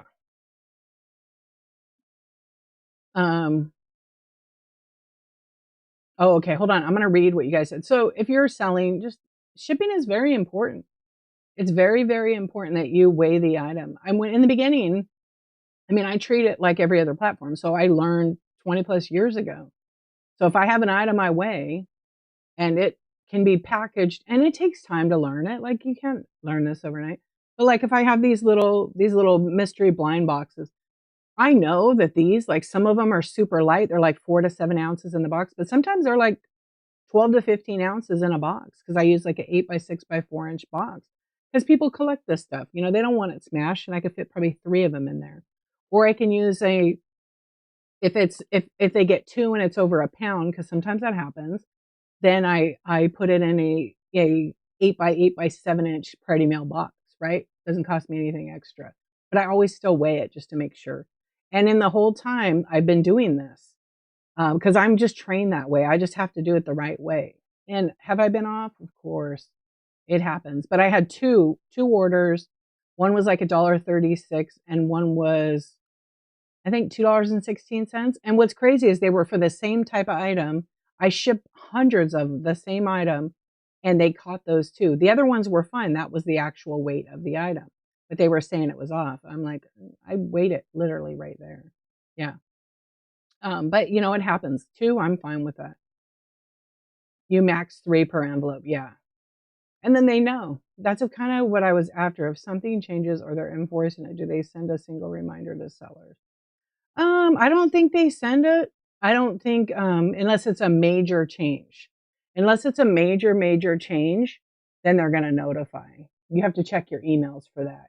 And you have to check your notifications to make sure that is turned on. It makes sense because you imagine every change they made to the rules, they send it to you. Usually it's language. It's the wording usually that's changed. If you want to get nerdy and track it, I don't know who has that kind of time. You can track it through like Google. You can track any website to see what changes they make to their terms. Yeah, Google does it too. You sent one back and whatnot said I couldn't have a refund as I chose return to send. Oh, that's interesting. Yeah, your PO makes you pay it. Yeah, so like when I talked to Tom, who's like the chief product officer, I had met him in Zooms and I had talked to him, and he said the post office is supposed to electronically charge back whatnot, and then whatnot. It takes about 4 or 6 weeks for them to like go into your account and make you pay for it. They're not doing that yet, but towards the later part of this year, you're going to pay for it. And it's nothing new. If you've been a seller for a long time, this has been a thing for a really long time. Just other platforms, like they'll take the money right out of your bank. They won't give you any grace at all. Whatnot goes the extra because they're learning and you're learning. But now they're like, you know what? They're paying at $1 million a month in overages, you guys. No, it's coming. It says it towards the end, later part of the year. It will be happening. Yep. So don't panic about it. Just do the right thing. My biggest overage I paid was 90 plus for a large frame picture. Oh my God, I was so mad at myself. Yeah. They're just doing it. They don't care. They do not change the label, OMG. They just don't change the label. They don't. I've seen way too many pictures from people. Can you change your shipping when you're buying to say, I want my items sent priority? No, it's not based on your demand. It's based on the weight. So for example, let's talk about shipping. So say, for example, I'm selling something that weighs, 1 to 3 ounces, right? One of my little Funko Pops, 1 to 3 ounces. So Whatnot captures 3 ounces because the 1, 2, or 3 ounces all fit in 1 to 3 ounce. They're the same price, depending where you live, right? So 1 to 3 ounces is like $4 and just say $5. Okay. So Whatnot's based on 5 pounds on a 12 by 12 by 12 box or smaller for $9.21 is the current rate. Okay. So it calculates whatever that category is. So the weight class, I like to explain like there's 0 to 1, 1 to 3, 4 to 7, 8 to 11, and 12 to 15. 15 ounces or less is going to go ground advantage. Then say you buy something 4 to 7 and you have that 1 to 3 ounce. So it's going to capture 3 ounces because it's the same price, 1, 2, or 3. And then 4, 5, 4 to 7, 4, 5, 6, 7. It'll capture 7 ounces. Now you have 10 ounces. So you need to buy 6 more ounces to get to a pound. Once you hit a pound, it's $9.21 max, just for the 5 pounds. Okay. Thank you for the raid. Welcome in. Okay. So when it's at 5 pounds, you could keep buying up to 5. It's going to say free shipping, but it's not free. I don't care what they say. You've already paid for it. You've paid for up to 5 pounds for $9.21. You guys with me so far? Okay. You guys with me so far? So 1 to 3 ounces would capture 3 ounces. It would lock it in. And then if you bought something 4 to 7, it would be 7 ounces to Whatnot's calculator with the post office. That plugin is from the post office. As a seller, you don't need to worry about what it is for the buyer because you put in the right weight already. So if I'm putting this item in, right, and this is say 8 to 11 ounces. It's more than that actually. But say I put in 8 to 11 and then I sell another one at 8 to 11. Okay. This one is heavier than this one. Now, how many ounces am I at? Now it automatically upgrades to priority mail because they bought over a pound. 11 and 11 ounces is the captured weight class. So it's 22 ounces. If that's all they buy and I go over and I package it up and then I go put it on my scale to weigh it and it weighs 32 ounces, don't panic. You're okay. Just adjust the label, ship it at 32 ounces packaged up, whatever that weight is. Because Whatnot works in ounces because they didn't buy 5 pounds, so you're safe. Let's say they buy 5 pounds. 1 to 5 pounds is going to be priority mail. And if the seller sets it up that it's over 5 pounds, they can choose flat rate priority mail. They can choose regular priority mail. The difference is the boxes and the labels. And then over 5 pounds as a default on Whatnot is ground advantage. Okay. Which means bring kind of any label, but also at the same token, you have to use the brown box or you have to use your own box for ground advantage. You can't use priority mail boxes for that. You can't use regular priority mail mailing boxes for flat rate. You have to use flat rate for flat rate packaging.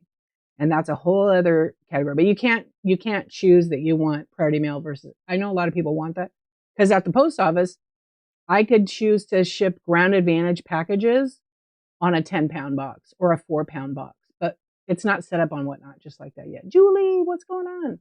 Yeah, so I like to break it down as simple as possible.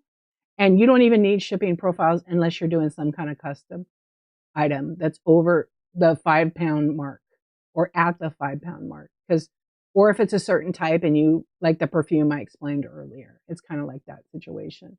Hold on. Crystal, thank you so much for the raid. Let's see. Christina's closet. Christina's closet. I needed to sound that one out. Thank you very much for the raid. I hope you had a fabulous show. And we're talking about Whatnot. I like to stay focused so I could finish thought. Otherwise, it's squirrel and the point isn't driven across. And it's super important to me for that. So understand why I didn't shout you out. Okay. So we got shipping down. Are you going to learn it in one chat? No way. Are you going to learn it in one show? No way. But as you practice and have shows, you will. So I recommend for brand new sellers, if you're just starting out, don't start selling all your big stuff and your random. Kind of curate your show. So find items that maybe in the beginning are smaller, right? They're similar in weight and size. If you're doing cards, do cards. Turn on that PWE. Learn how to ship. Ship in a timely manner. Pack your stuff good. Don't just throw it in a box and ship it out. Don't do that. Don't use food boxes. You're running a business, right? Recycle as much as you can. You know, save some money there, but definitely pack your stuff good regardless. Are you able to change the dimensions for something that can't fit into a flat rate box? Yeah, the real neat thing is, so the 921 is based on a 1 cubic foot, which is 12 by 12 by 12 inches. You multiply that.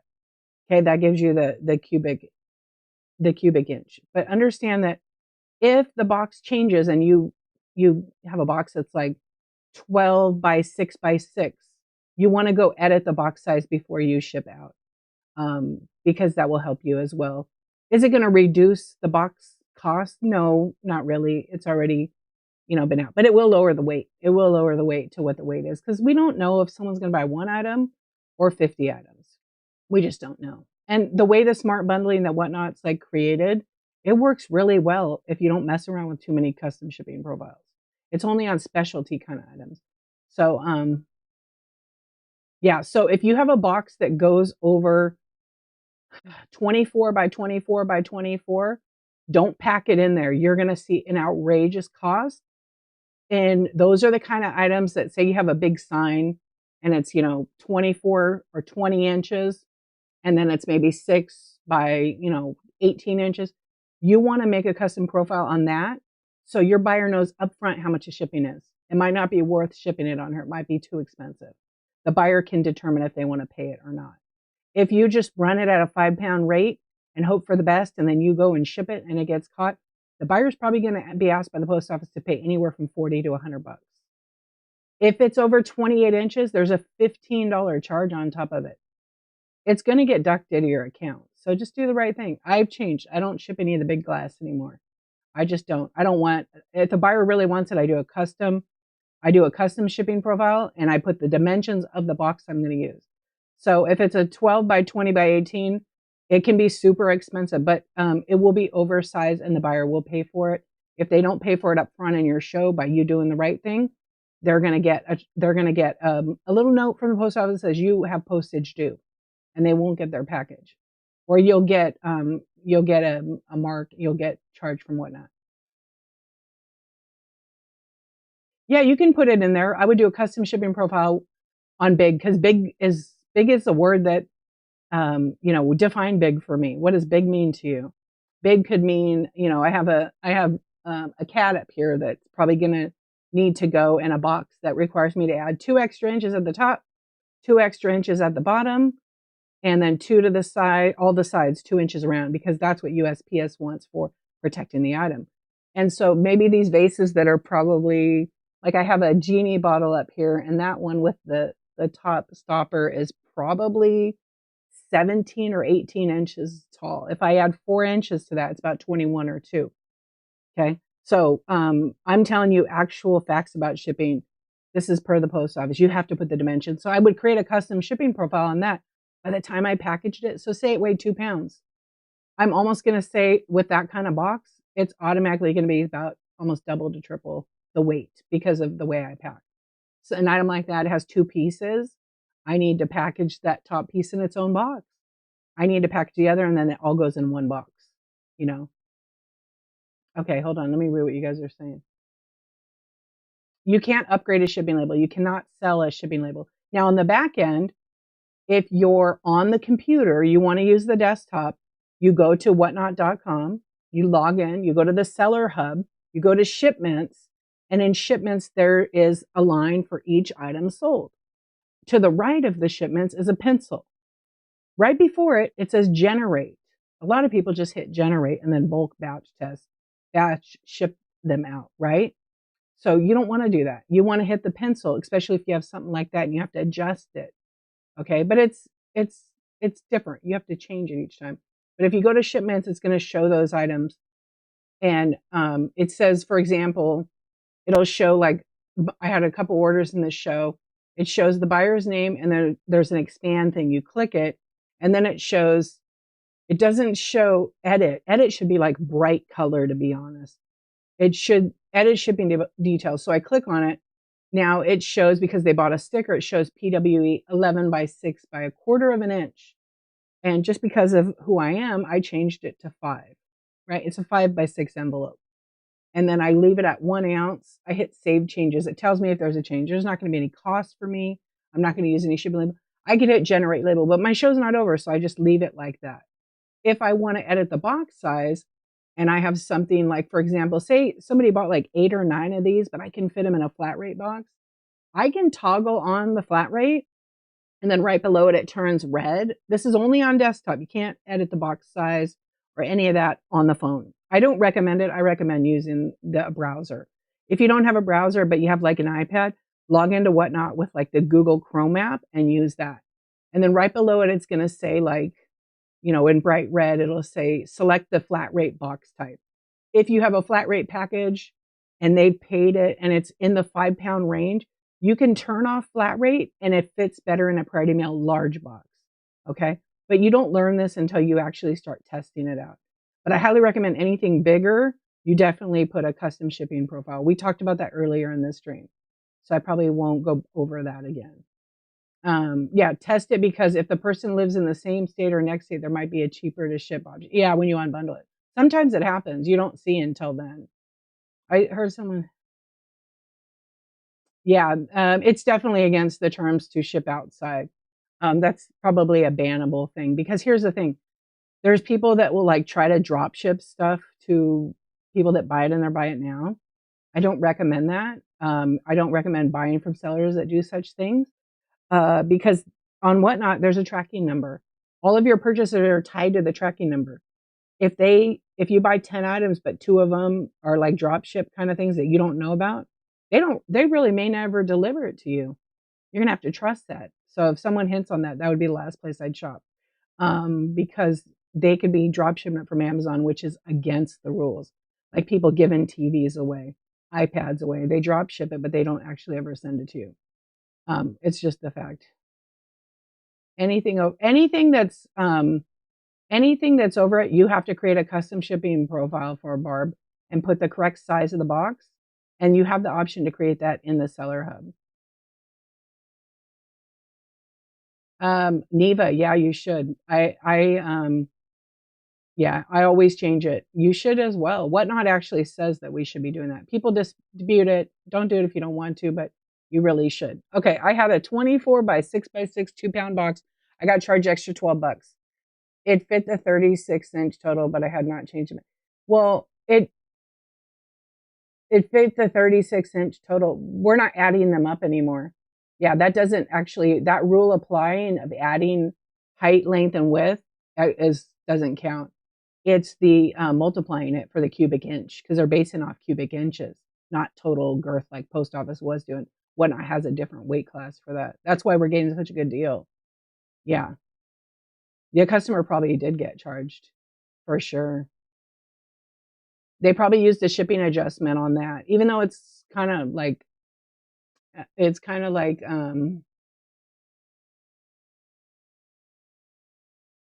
see how much over it is. Yeah, interesting. It's not really, it's in the 12 by 12 by 12. It's under that. Yeah, 612. It's 864 cubic. That's interesting. Yeah, and I know how they still do the adding. Yeah, correct. Correct, Cream City. You can Frankenbox priority mailboxes, but you cannot do a damn thing with flat rate. Flat rate can't be stacked. You actually, with flat rate, it's a guarantee. Okay, so it's this. You can ship up to 70 pounds in a flat rate box, right? So if it fits, it ships. The box has to be flat. It has to be flat. You cannot use a flat rate label with a regular box. You can't use a flat rate box, cross out flat rate, and use it with a regular one. Okay? They can send it back to you. They can charge the counter price for your buyer. Okay. Oh, thank you, my friend CLB. Yeah, so it's a predetermined rate for a predetermined weight in a predetermined box size. And it works for some things fabulously, and some other things, and it's not so great. Yeah. You can take a flat rate item that you have in your show. If you can fit the flat rate items they purchased in flat rate box, then you can toggle it on after. Okay. But if you have somebody that bought a bunch of stuff and you bundle it back together, but they paid for different shipping and they paid a ton more, but you can fit it in a box, Some people email whatnot and tell them, but that's on you to set that up ahead of time. Because sometimes they don't give refunds back for that kind of stuff.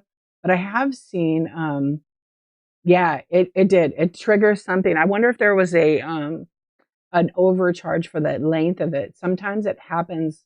It happens to that. It happens. It's very weird. The other day I was playing around. Somebody said they sent me their adjustments, and it was really weird. But they sent me. I'm gonna look at it again. I want to see it. Let's see. Yeah, they sent me their adjustment screen, right? And in the adjustment screen, let's see if I have it. I have to look for her logo. I'm not going to say who the seller is, but it was so basically what she had is she had a package that was yeah, here it is. Okay. So the buyer was international. They bought a first class international, so it was under 15 ounces. Okay. The shipping profile, this is where it was so weird. So her shipping profile was 4 to 7 ounces. The actual weight was 7 ounces. Okay. But then the post office said it weighs 15 ounces. So then Whatnot charged the buyer $21.97, and the carrier got charged $3.83. So I looked at it again, and she had upped the label from 7 to 15 because you can do that, right? And the label says it was 4.64 ounces. Do you see what I read there? Isn't that crazy? So international buyer already paid $21.97, but she adjusted the label to be the weight of the label is 15 ounces, but the carrier package was 4.46 ounces. So they got charged for lowering the weight. Very weird. Carrier adjustment. I still don't understand this one, but I thought it was really bizarre. Joker, no, the boxes are the same rate, $9.21. If it fits, it ships. Flat rate isn't like for everybody, okay? It isn't for everybody. Some folks have items that need to go on the regular Priority Mail large boxes. It just depends what you're selling, right? Yeah, it just depends. Oh, it could be that. No, but I don't know. It was kind of weird because it doesn't say anything about that. They raised it, and then they still got charged for an adjustment when they already paid for the shipping. But international is very specific. Yeah, 28 inches Daisy Lane will be a $15 upcharge on top of shipping for oversized. So it could have hit at the 24 is what I'm wondering.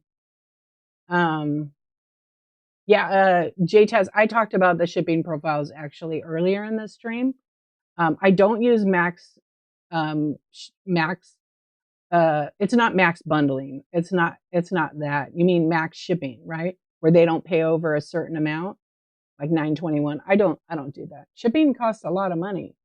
And so if I do, if I have items that are 5 and 6 pounds and something's custom ship profile and I do max at $9.21, that means I'm giving free shipping on anything over over the $9.21, over 1 pound. That can be pretty costly for many sellers. I'm noticing between 14 and 26 ounce pound is the tipping point. For what, GR? No, I don't know. It was a weird adjustment. Yeah. I mean, it doesn't matter. It's just showing you that they'll grab it. Yeah, you thought 24, but it wasn't. Yeah, and it could have been it got caught. They have these machines called AVP machines. I put a link on my site about it because I was like, I wonder how often they're checking. It depends on the carrier too. Like, I mean, the counter person, they'll see it, and some are real sticklers. They can't have any packages like that because they get some kind of, commission on scans and things. And when they notice it's blatantly, says 12 by 12 by 12, and you've got a 24 by 36 by 50-inch box, there's a big difference, and it says 5 pounds. I know. I saw that Cedar Hollow. I saw somebody talk about that. That's on my list of questions for Whatnot, but it could be a lot of different things. Yeah, I don't really know why. I've never seen that. I have lowered the weight on some stuff because I do actual, but we're talking maybe because it was like an ounce or 2 ounces. I still just change it. Yeah. Okay, hold on. Let me see what your question was again. Oh, I talked about custom shipping profiles already. Yeah, I try not to go back, but I set them up and I explained it a little bit ago. Sorry, I try not to repeat, but you can absolutely rewatch the stream on YouTube or on Facebook, and you could also purchase anything to rewatch it here on Whatnot. I just only go into that. Yeah, it's a custom shipping profile is what it's called. Yep. Yes, absolutely. The woodworker. Absolutely, you have to. It's like this. It's like me selling this item and then slapping a label on it. It's not open. Maybe you wanted it for a gift. I'm going to ruin it by putting the label on it. So I need to put it in a box, put some packaging material around it so it doesn't shake in the box. And then you get it and you open it and you're like, whoa, I really love this. Thanks, Dee. And I get 5 stars. And you come back over and over. Oh, and look what else is in there. I put a sticker that has a coupon code right on top of your packing list. Yep. Yeah, my name is the same on YouTube. Yep. So you always want to add the box. So maybe your box is small and it weighs, you don't have to use a 12 by 12 by 12 box. You can use any size that the item fits in securely and safely. Okay. Yep, you can. Yeah, just put in the dimensions. So when I use a bubble mailer, I rarely use them, but if I do a bitty pop, I always make it the dimensions. So some people do length and width. I always put thickness. I just do.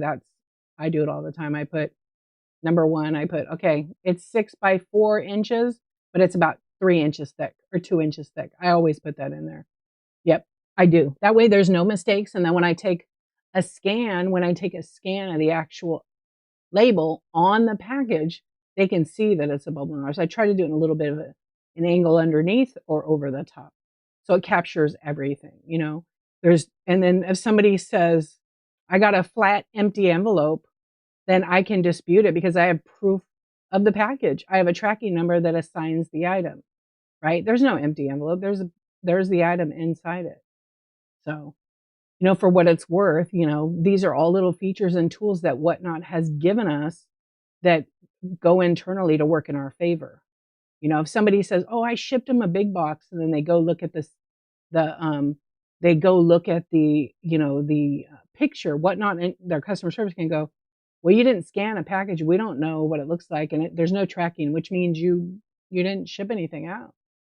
So we're going to deduct that money out of your account." They probably won't tell you. They'll just take it. That's the future. That's what a lot of platforms do already. Yep. If anything, I wish the Whatnot would credit the buyer. Um, I mean, some people have said they do, but in all these years, I have never seen that. I've never seen that. Could they maybe be hitting pounds? Hold on their scale instead of ounces. I always check. I don't know what they're doing. People do all kinds of things.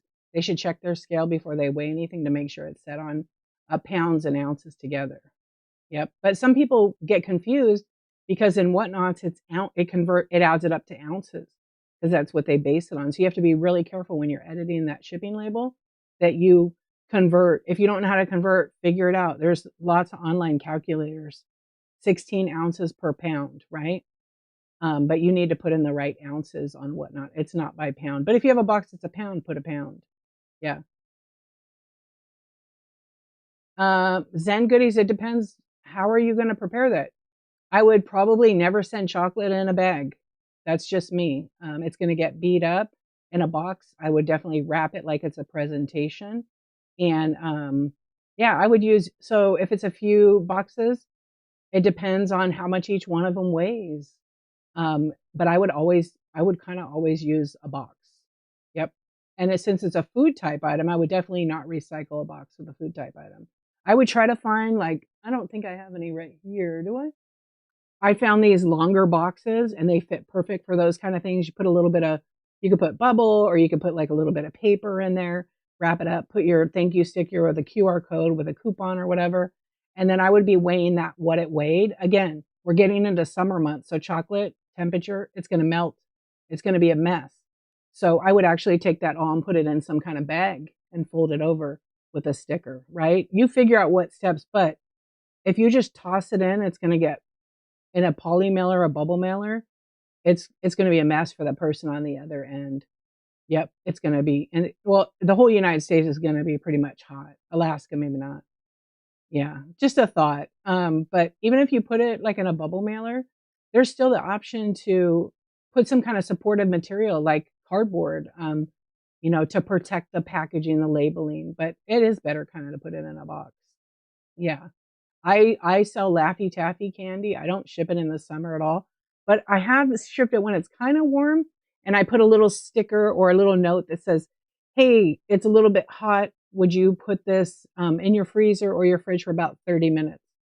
Yeah, chocolate's tough in the summer. Are cool packs allowed? People do the freezer packs, but unless you have the right thermal insulated packaging, they're not going to stay cold very long when it's 110 degrees. You can just you could sell like an upgrade to the package. You can, but you got to remember the weight. So that might take them from being ground advantage to priority mail. Then you can use whatever size priority mail fits. So those real small, like we used to say, they're like VHS boxes, the small priority mail, the flat rate ones, because once they go over a pound, you could use the flat rate packaging. But I would consider all of them. Yep, all the places. But even if you're shipping it and you live in a hot state and it's hot, it's summer, you got to keep in mind that it goes hot to cold, hot to cold. It's probably going to turn. No one's going to eat that. It's tough. I bought some cookies one time and it was kind of warm. They still have them. Yeah, they still have them. They're just a little shorter. Yeah, it was still a little bit warm, but you could sell in your bite now, ice pack, cool pack, or whatever. But again, if you're just putting the cool pack around the item, it's probably only going to work for 4 to 5 hours. It's going to take 3 days to get the package, give or take, priority mail. They say 2 to 3 days, but it could be 3 to 5 days. By then, you don't know the condition of that. But some people, they have special inserts. I mean, you're talking money here. Special inserts that are like styrofoam, and then you put the chocolate bars in there with the ice pack, and then it keeps it a little colder, maybe 12 to 24 hours. It just depends. Some people ship with dry ice, but that's a whole other thing. And you have to make sure that, your packaging can handle that. And then the cool packs, sometimes they have condensation and moisture, and so it can ruin the product. There's lots of things to think about. Also, it's not cheap, but you could sell it in your bite now for ice packs or whatever they may be, the cool packs. And then you sell them for, $4 or $5, kind of like not an upgrade, but an add on. Yeah, but you just ship it with it. They probably do. Yeah, they do. There was a company, I'm trying to think of the name of the company. Look in Whatnot and see. But there was a company that you could buy small boxes, and it was kind of like for food type items. I'm sure the Zon has a ton of that stuff. Yep, it has to travel through so many places, and then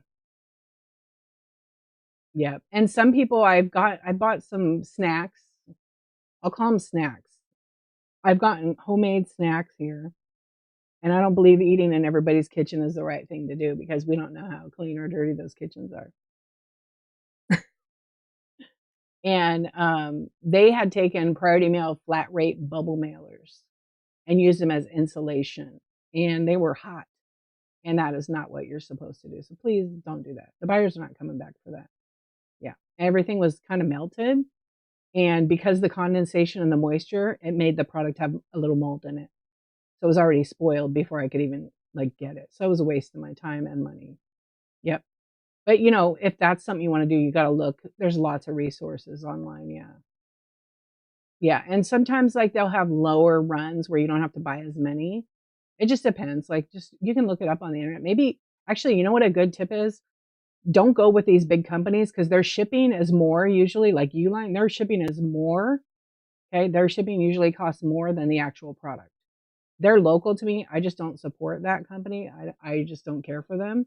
I used to, and then I learned about them. But look for a local corrugated box manufacturer because sometimes they have overrun. They have extra product that they're not using. Yeah. Um, Insulated envelopes. Yeah, it might help. But there's also Granger. Granger I feel like is better on pricing and shipping. And they're pretty much competitors. Yeah, they don't even have local pickup anymore. I don't know. That's just my opinion though. There's so many, so many, so many resources.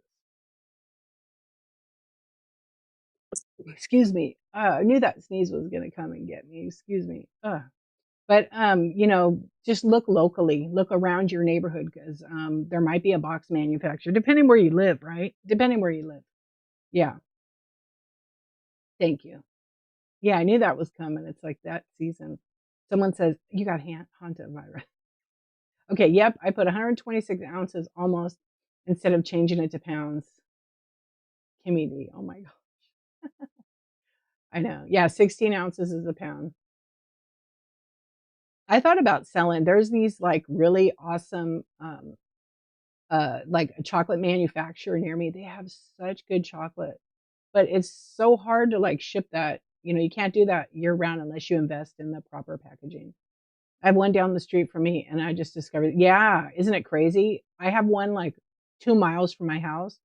And it's funny because I didn't realize they were a box manufacturer. So they make shipping boxes, display boxes. So if like you have a product and you want to like display whatever kind of item in it.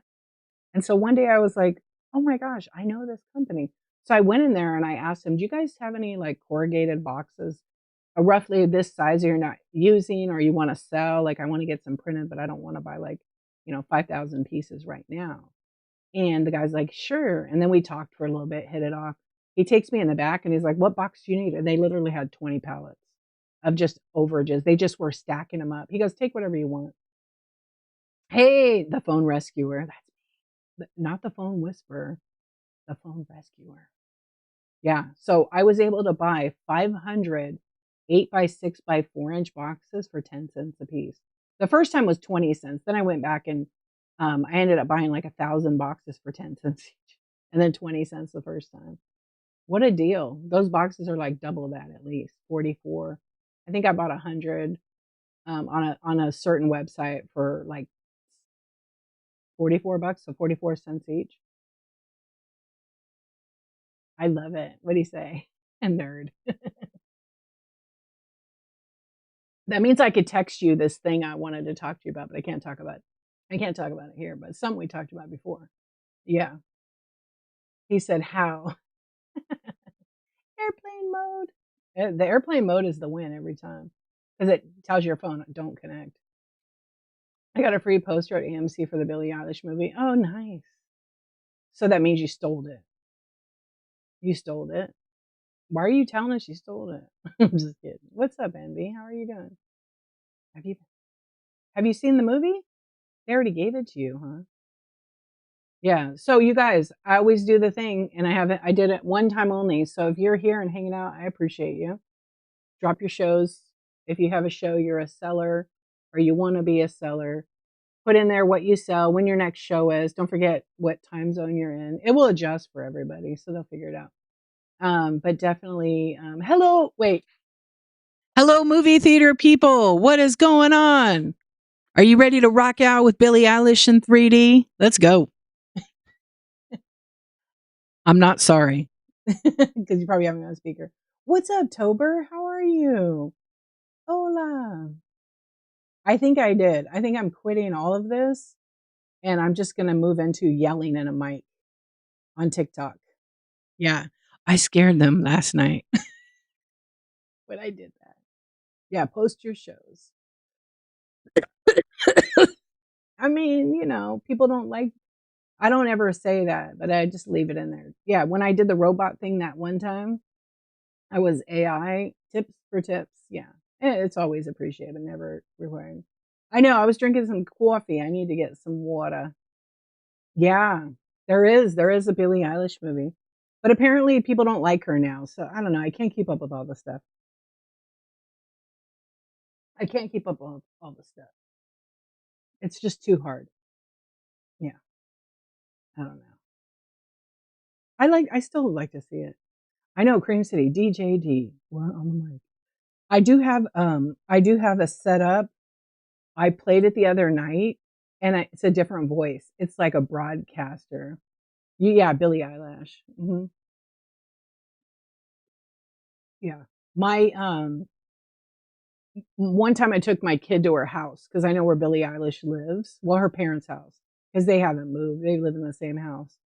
And I was showing her like what it's like to be famous and then just have some random people show up in front of the house, right? The area is really cool, but they have cameras like everywhere because people have like tried to get in her house. Like, leave her alone. But we saw her brother Phineas, and I was like, I was trying to teach her, that whole want of someone famous. It was like they're just people like us. They just happen to be famous for doing something they love, right? And then she understood it. And she's like, Mom, it's kind of weird, huh? And I said, good. I'm glad that you're not like, you understand that. And that was several years ago. Yeah.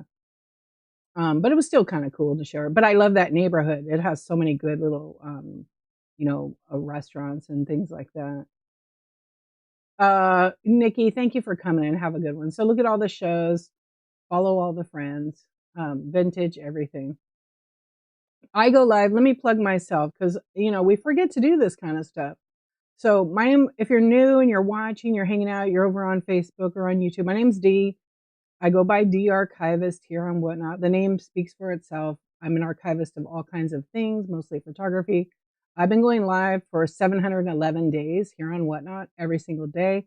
I do different things. I usually am live like when you're all sleeping like normal people at 11:23 p.m.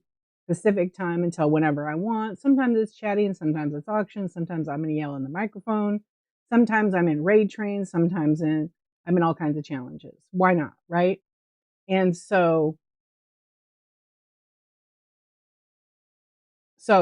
that's what I do. And my bin is fully loaded with over 940 items in the buy it now. So I will flash sale them and do different things with them. I started in vintage decor. I still love vintage decor. I love to talk about shipping. That's my favorite thing. I'm literally not kidding because I want people to get it right so they could pass it on to the buyers. Because the buyers are the one that it penalizes, right? If you don't do shipping right. And everybody's shipping is not a one size fit all. Like what I say works for my business. But if you're selling massive volume, maybe you do it a little bit different, right? Maybe you do it a little bit different. But the end game for everybody is, yeah, edit your labels, edit the weight, edit the box size. Don't listen to people that tell you don't weigh anything because they shouldn't even be selling. Do the right thing because it does trickle down. It does pass on to the buyer. And people are like, why can't Whatnot have a phone number so we can call them? You guys know our fees would not be 8%. They'd probably be 12%. Okay, that cost is millions of dollars to have the staff to handle that by a phone call when they can do it on the computer. And those employees can do multiple tasks here on Whatnot that you don't even ever see. But it is a real person that answers your messages, okay? Yeah, 7-Eleven. I'm going to get a Slurpee today. Yeah, I preloaded everything. You figure out what works for you. Like I could take all my preloaded buy now items and I could just edit them and put them in the auction tab. I can take an item in there and I can start a flash sale. I can run hundreds of items doing a flash sale, but I have to do one at a time, right? I have to do one at a time.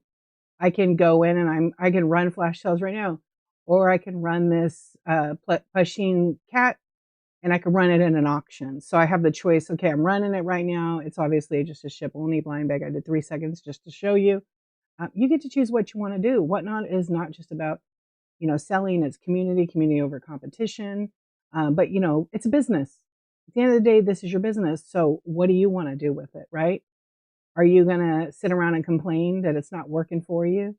Are you? Are you going to be negative? It's not going to work. Be positive. Make an action plan. Okay. Run your items. Even if you're talking, hanging out, you can still run and sell stuff, right?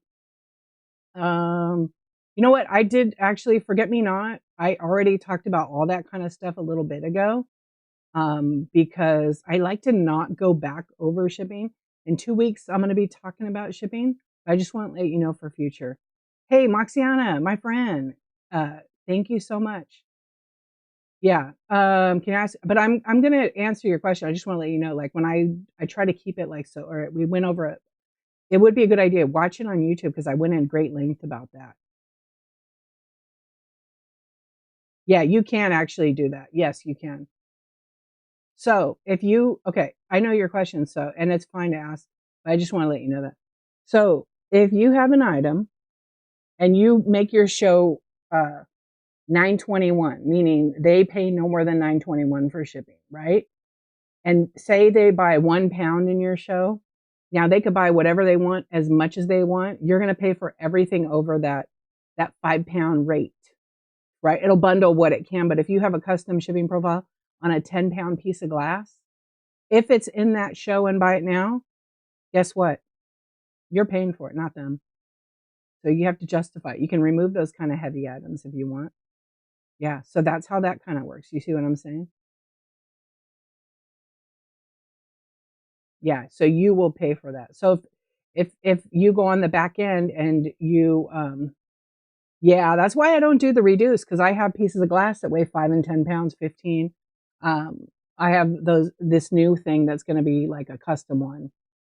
So I've done them before, and yes, I've sold a lot of stuff and made money, but I don't want to give away $30 in shipping. Yeah, it just doesn't make any sense. Um, on the small stuff, I don't care. It ends up working itself out. What's up, Mickey? Hello. Yeah. So just so you know, the reduced shipping, yes, buyers want the free shipping, but shipping isn't free. Shipping is not free. Even if you buy 1 pound and then all of a sudden you pay $9.21 already, right? Like you buy 2 items, 8 to 11. It's 11 ounces. Now you got to buy 5 more ounces to make it 16. It's a pound. But now suddenly your item says free shipping. We have to get free out of our head. Shipping is not free unless the seller turns on free shipping for the show and they pay for it. You've already paid for 5 pounds of shipping. So it just says free because it means you're not going to pay any more up until the new mark of 5 pounds, right? So it's not free. You've already actually paid for that free shipping or that shipping of 5 pounds. You know, yeah. And a lot of people see free and automatically think, oh, I got free shipping. It's a hook. It just brings people in your stream. Now, for some people, it works out. Like I know a couple sellers that sell jewelry and they have their max shipping at like $6.66 or $8.88. They pay the difference. Okay. No matter what you buy, you could buy 100 pounds of clothing. They're paying for all that shipping. And then it's their job to figure out how to bundle that and put the right shipping weight and box size and whatnot. That's not for you to worry about, right? You just hope that, yeah, you got all this free shipping. You hope that they ship it correctly and they actually ship it, not cancel your orders, because it does happen. Yep. But shipping's that one thing. So I'm going to be having examples. I'm going to show the boxes, and that show's going to be in 2 weeks. It is on the 26th of May. Shipping is a thing. Don't be afraid of it. Don't overthink it because you'll stress yourself out. It's really, I think the whatnot shipping is like the easiest thing. As long as you don't overthink it and you don't randomly run and you weigh your stuff, it doesn't take very long. So you work smarter, not harder. Where it gets to be a challenge is when people do random pulls, and we talked about that earlier. Thank you, Cream City. I appreciate you. I'm on every day. I don't talk about whatnot all the time. Some people come in and go when I'm selling. Hey, can you help me with shipping? No, don't ask me during my show. I used to be pretty fair with that, but it's healthy boundaries. Those are my business hours of selling. Yeah, it's also a real distraction. My mods will probably kick people out when they do that. They've been given the okay to do it. Yeah, the free shipping adjustments, I would try not to use those. I would try to do correctly, but they're there. They're there to use first. But when you try to use them on something huge, it will not. It will make you pay. Sometimes it adjusts it. I try not to use them, but sometimes you do have to. Yeah, and I've said I mean, I didn't use them for a long time, but they're not gonna be there forever. I don't count on them. But I'll tell you, I'll be honest, I'll tell you when I actually use them is when I had a buyer that wins a giveaway and they're just like nice, they're always in my shows, or they bought something that's not quite a pound. I might adjust it. So I use a shipping adjustment and I just send them something like I thought they might like, right? Just because I can. And do I do that all the time? No. In the beginning, I just used to put it in order when it was over a pound. But it just depends. I don't mind paying for shipping, but it's super frustrating when sellers overweigh the items, and after 5, you're paying another. Yeah, it's because they just do the 8 to 11 ounces. I did a statistic one day, like if somebody did jewelry and they did a flat rate show, the mat, and they had nothing in the buy it now. And then people were running 8 to 11 ounce for a piece of jewelry that probably weighed between 1 and 3 and 4 to 7. Okay. Because because it's 70 pounds. I don't know where I put that thing, but let me see. So if you do the actual weight of an item, okay, if I had 7 ounces, let me just see how many items it was. It was what? Did I say 8 to 11? So it's 11 times, I think it was 7. No, because it's 70 pounds. But say they just did, I think it was flat rate. I did the math and it was like saying For every item that was 8 to 11, but actual, they would be missing out on selling 5 times that amount, right? Because they kind of limit the buyers. The buyers now some things they only fit like that, and they should tell you that up front because it can get expensive as a buyer on the shipping for sure. Yeah, but it's just set up that way because if they can't fit more than 5 in that box, it becomes oversized, and then you have to pay more money. But it's I don't know. It's just one of those things. Yeah, and sometimes it's a little dinky thing, and you're like, oh my gosh, why did I only get 5 things in a box? They could easily fit like 12 items in that box, because the sellers, we don't pay for the shipping. So when we do it correctly, or I'll just say when I do it correctly, and when I say correctly is I get the item, even if I don't have it packaged up and it's a new item to me, a lot of times I can pick it up and know this is 12 to 15 ounces. So the label's going to automatically say 15 in the box because I already know if I have stuff on my scale right now, I'd weigh it. But I've already weighed these. I sell tons of these blind boxes like this, whether I'm live or not. And so they're all pretty universal, right? Every now and then they're, lightweight ones, like some of the like Hello Kitty kind of plushy things like this. They're like 4 to 7 ounces, right? But then I put them in a box because somebody might want to gift this, right? I could put it in a poly mailer. I could put it in a bubble mailer. I always double those up. But sometimes, they can get destroyed in that. Yeah. If it's 921 max, they wouldn't pay more, correct? Yeah, just exactly what I explained. So if you buy 5 pounds worth of stuff, you're going to have what shows as free shipping for the rest of the show. So you could buy as much as you want. I think people forget that when they turn it on. And then some sellers will bundle all of that together and ship you in this ginormous box. And then what happens then? You're going to get a shipping overage. You're going to have to pay to get your box because they're not adjusting the label, but they're going to throw it all in. And I mean, throw it in a 20 by 24 by, 18-inch box. I've seen it. I've seen pictures of it.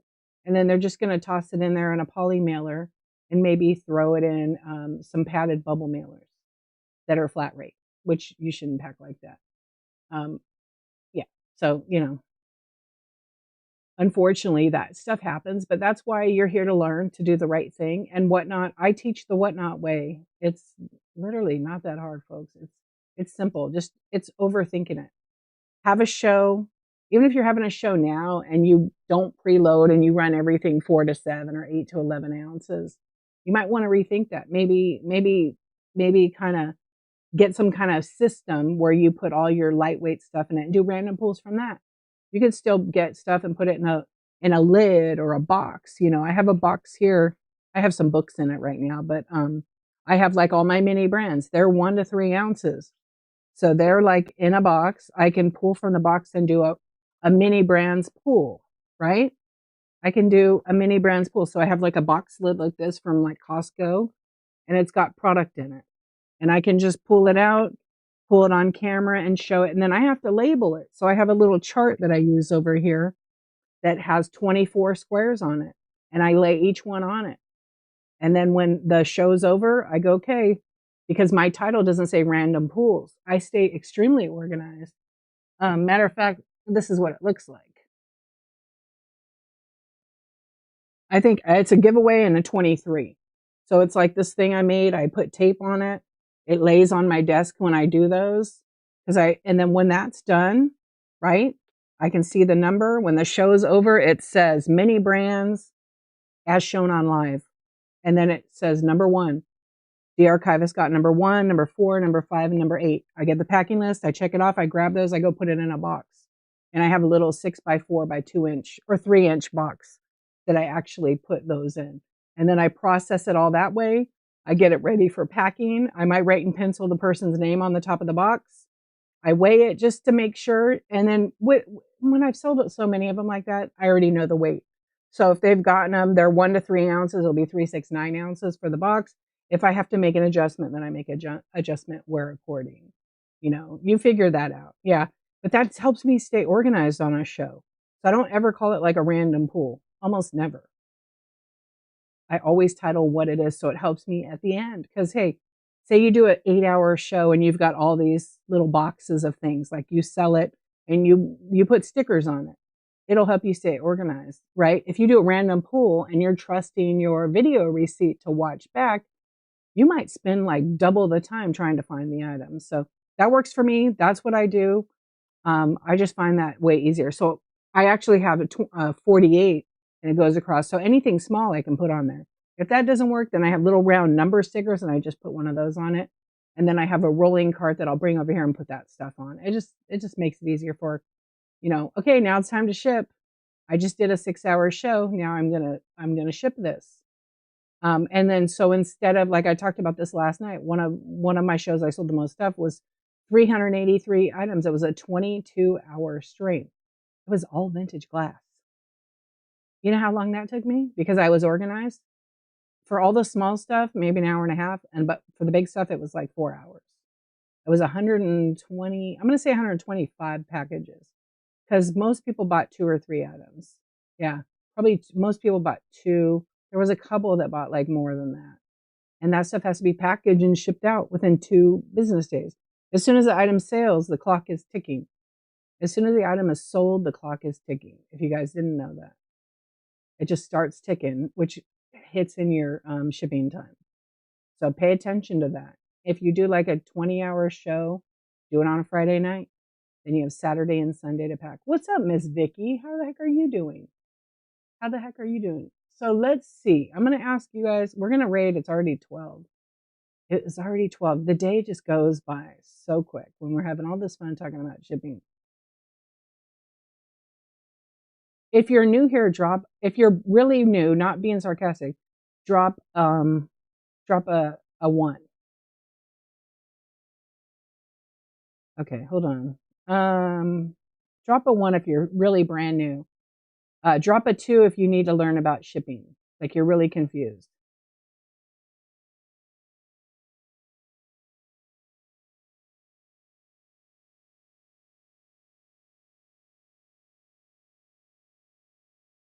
Okay, we're gonna go to a shipping show again. Why can't they make it start when the show ends? Because it doesn't work like that. It used to. It actually used to be like that. And I think it was because people, in my opinion, I think because people would end their show and restart it with the same shipping, it would buy them extra time.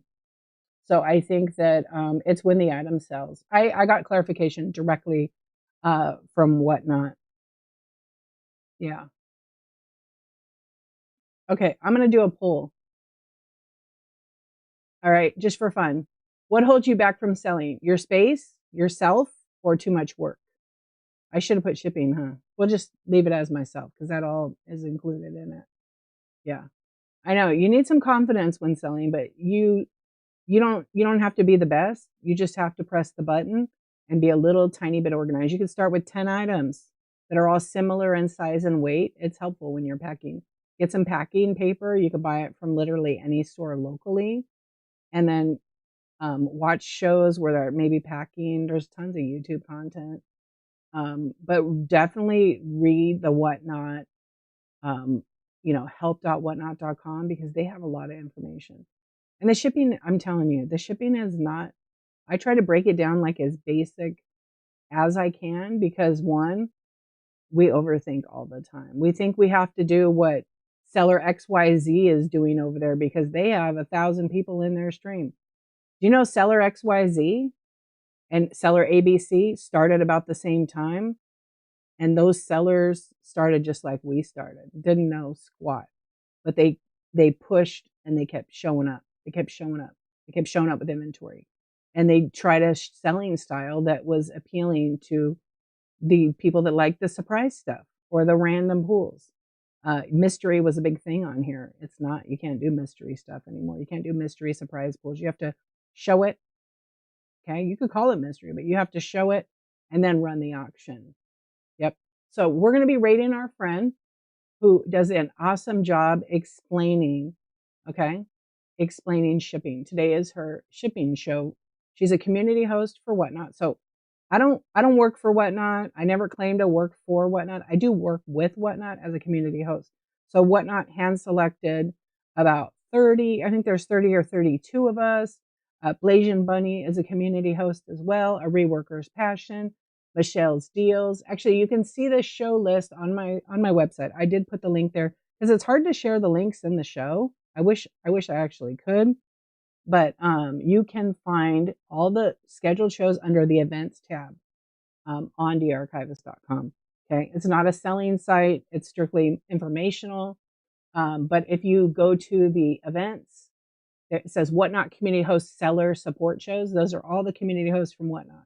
There's a lot of people to do chat shows, but all of these sellers, um, Custom Wood Burning, Mantra 911, House of Coop, The Hodgepodge Place, Jen's Multiverse, The Sassy Vintage Chick, Tacos and Roses, Julie Becker, India 816, TBC Productions, Disabled Vet, Second underscore Star underscore Exchange, Draz, Shop Happy 2019, Repurpose Resale, Michelle's Deals, Secondhand Sarcasm, Common Cloth with a K, and then West Coast Shop, JJ Shopper, Philly Flipper, Shop 801 Lane, myself, Mojo's Wife Joni, Moms and Crumbs, The Red Rooster, and those are all of the community hosts that have shows scheduled on that link. So you can go there, bookmark all the shows, go check them out. Again, everybody is a different, I would say a different level of seller, from selling like small boutique handmade items all the way to major volume on there. So everybody's shipping might look different, but this month we're doing shipping tips. So everybody's going to have shipping and give you, the answer you're looking for, hopefully, right? You're super, super welcome. So we're going to raid one of them who's doing their shipping show today. And I specifically love the seller because I love the way she explains things. I like how her brain works. Her name is Custom Wood Burning, Tamika. She has a Tuesday chat. She does custom wood burning, just like her name is. She's an incredible artist. She goes live on YouTube every day right now, or she will do a video every day. She's doing a 365 project. I think she said I inspired her a little bit with that. And I love that for her. So it's custom wood burning underscore crow, CROW. She's awesome. She's just so nice. She wants to help, right? Because there's room for everybody. And I really do raid her. There's her account. Definitely give her a follow. We are going to raid over there. She has a show, like, I feel like almost every day in May, but she is going live on YouTube, posting a video, dissecting little different things here and there. She does live demos. She is doing Artisan Alley Raid Train. Okay. She's been on here for a while. I don't know her exact time, but she has 7,500 followers. Again, she's in handmade. I don't know her category exactly because I can't see it on this page, but she's a heat gun artist from the Pacific Northwest offering one-of-a-kind art. That's a fact. You got to watch her. She had a demo Sunday on YouTube. It was fabulous. Seller displays. So she does custom. I have one here.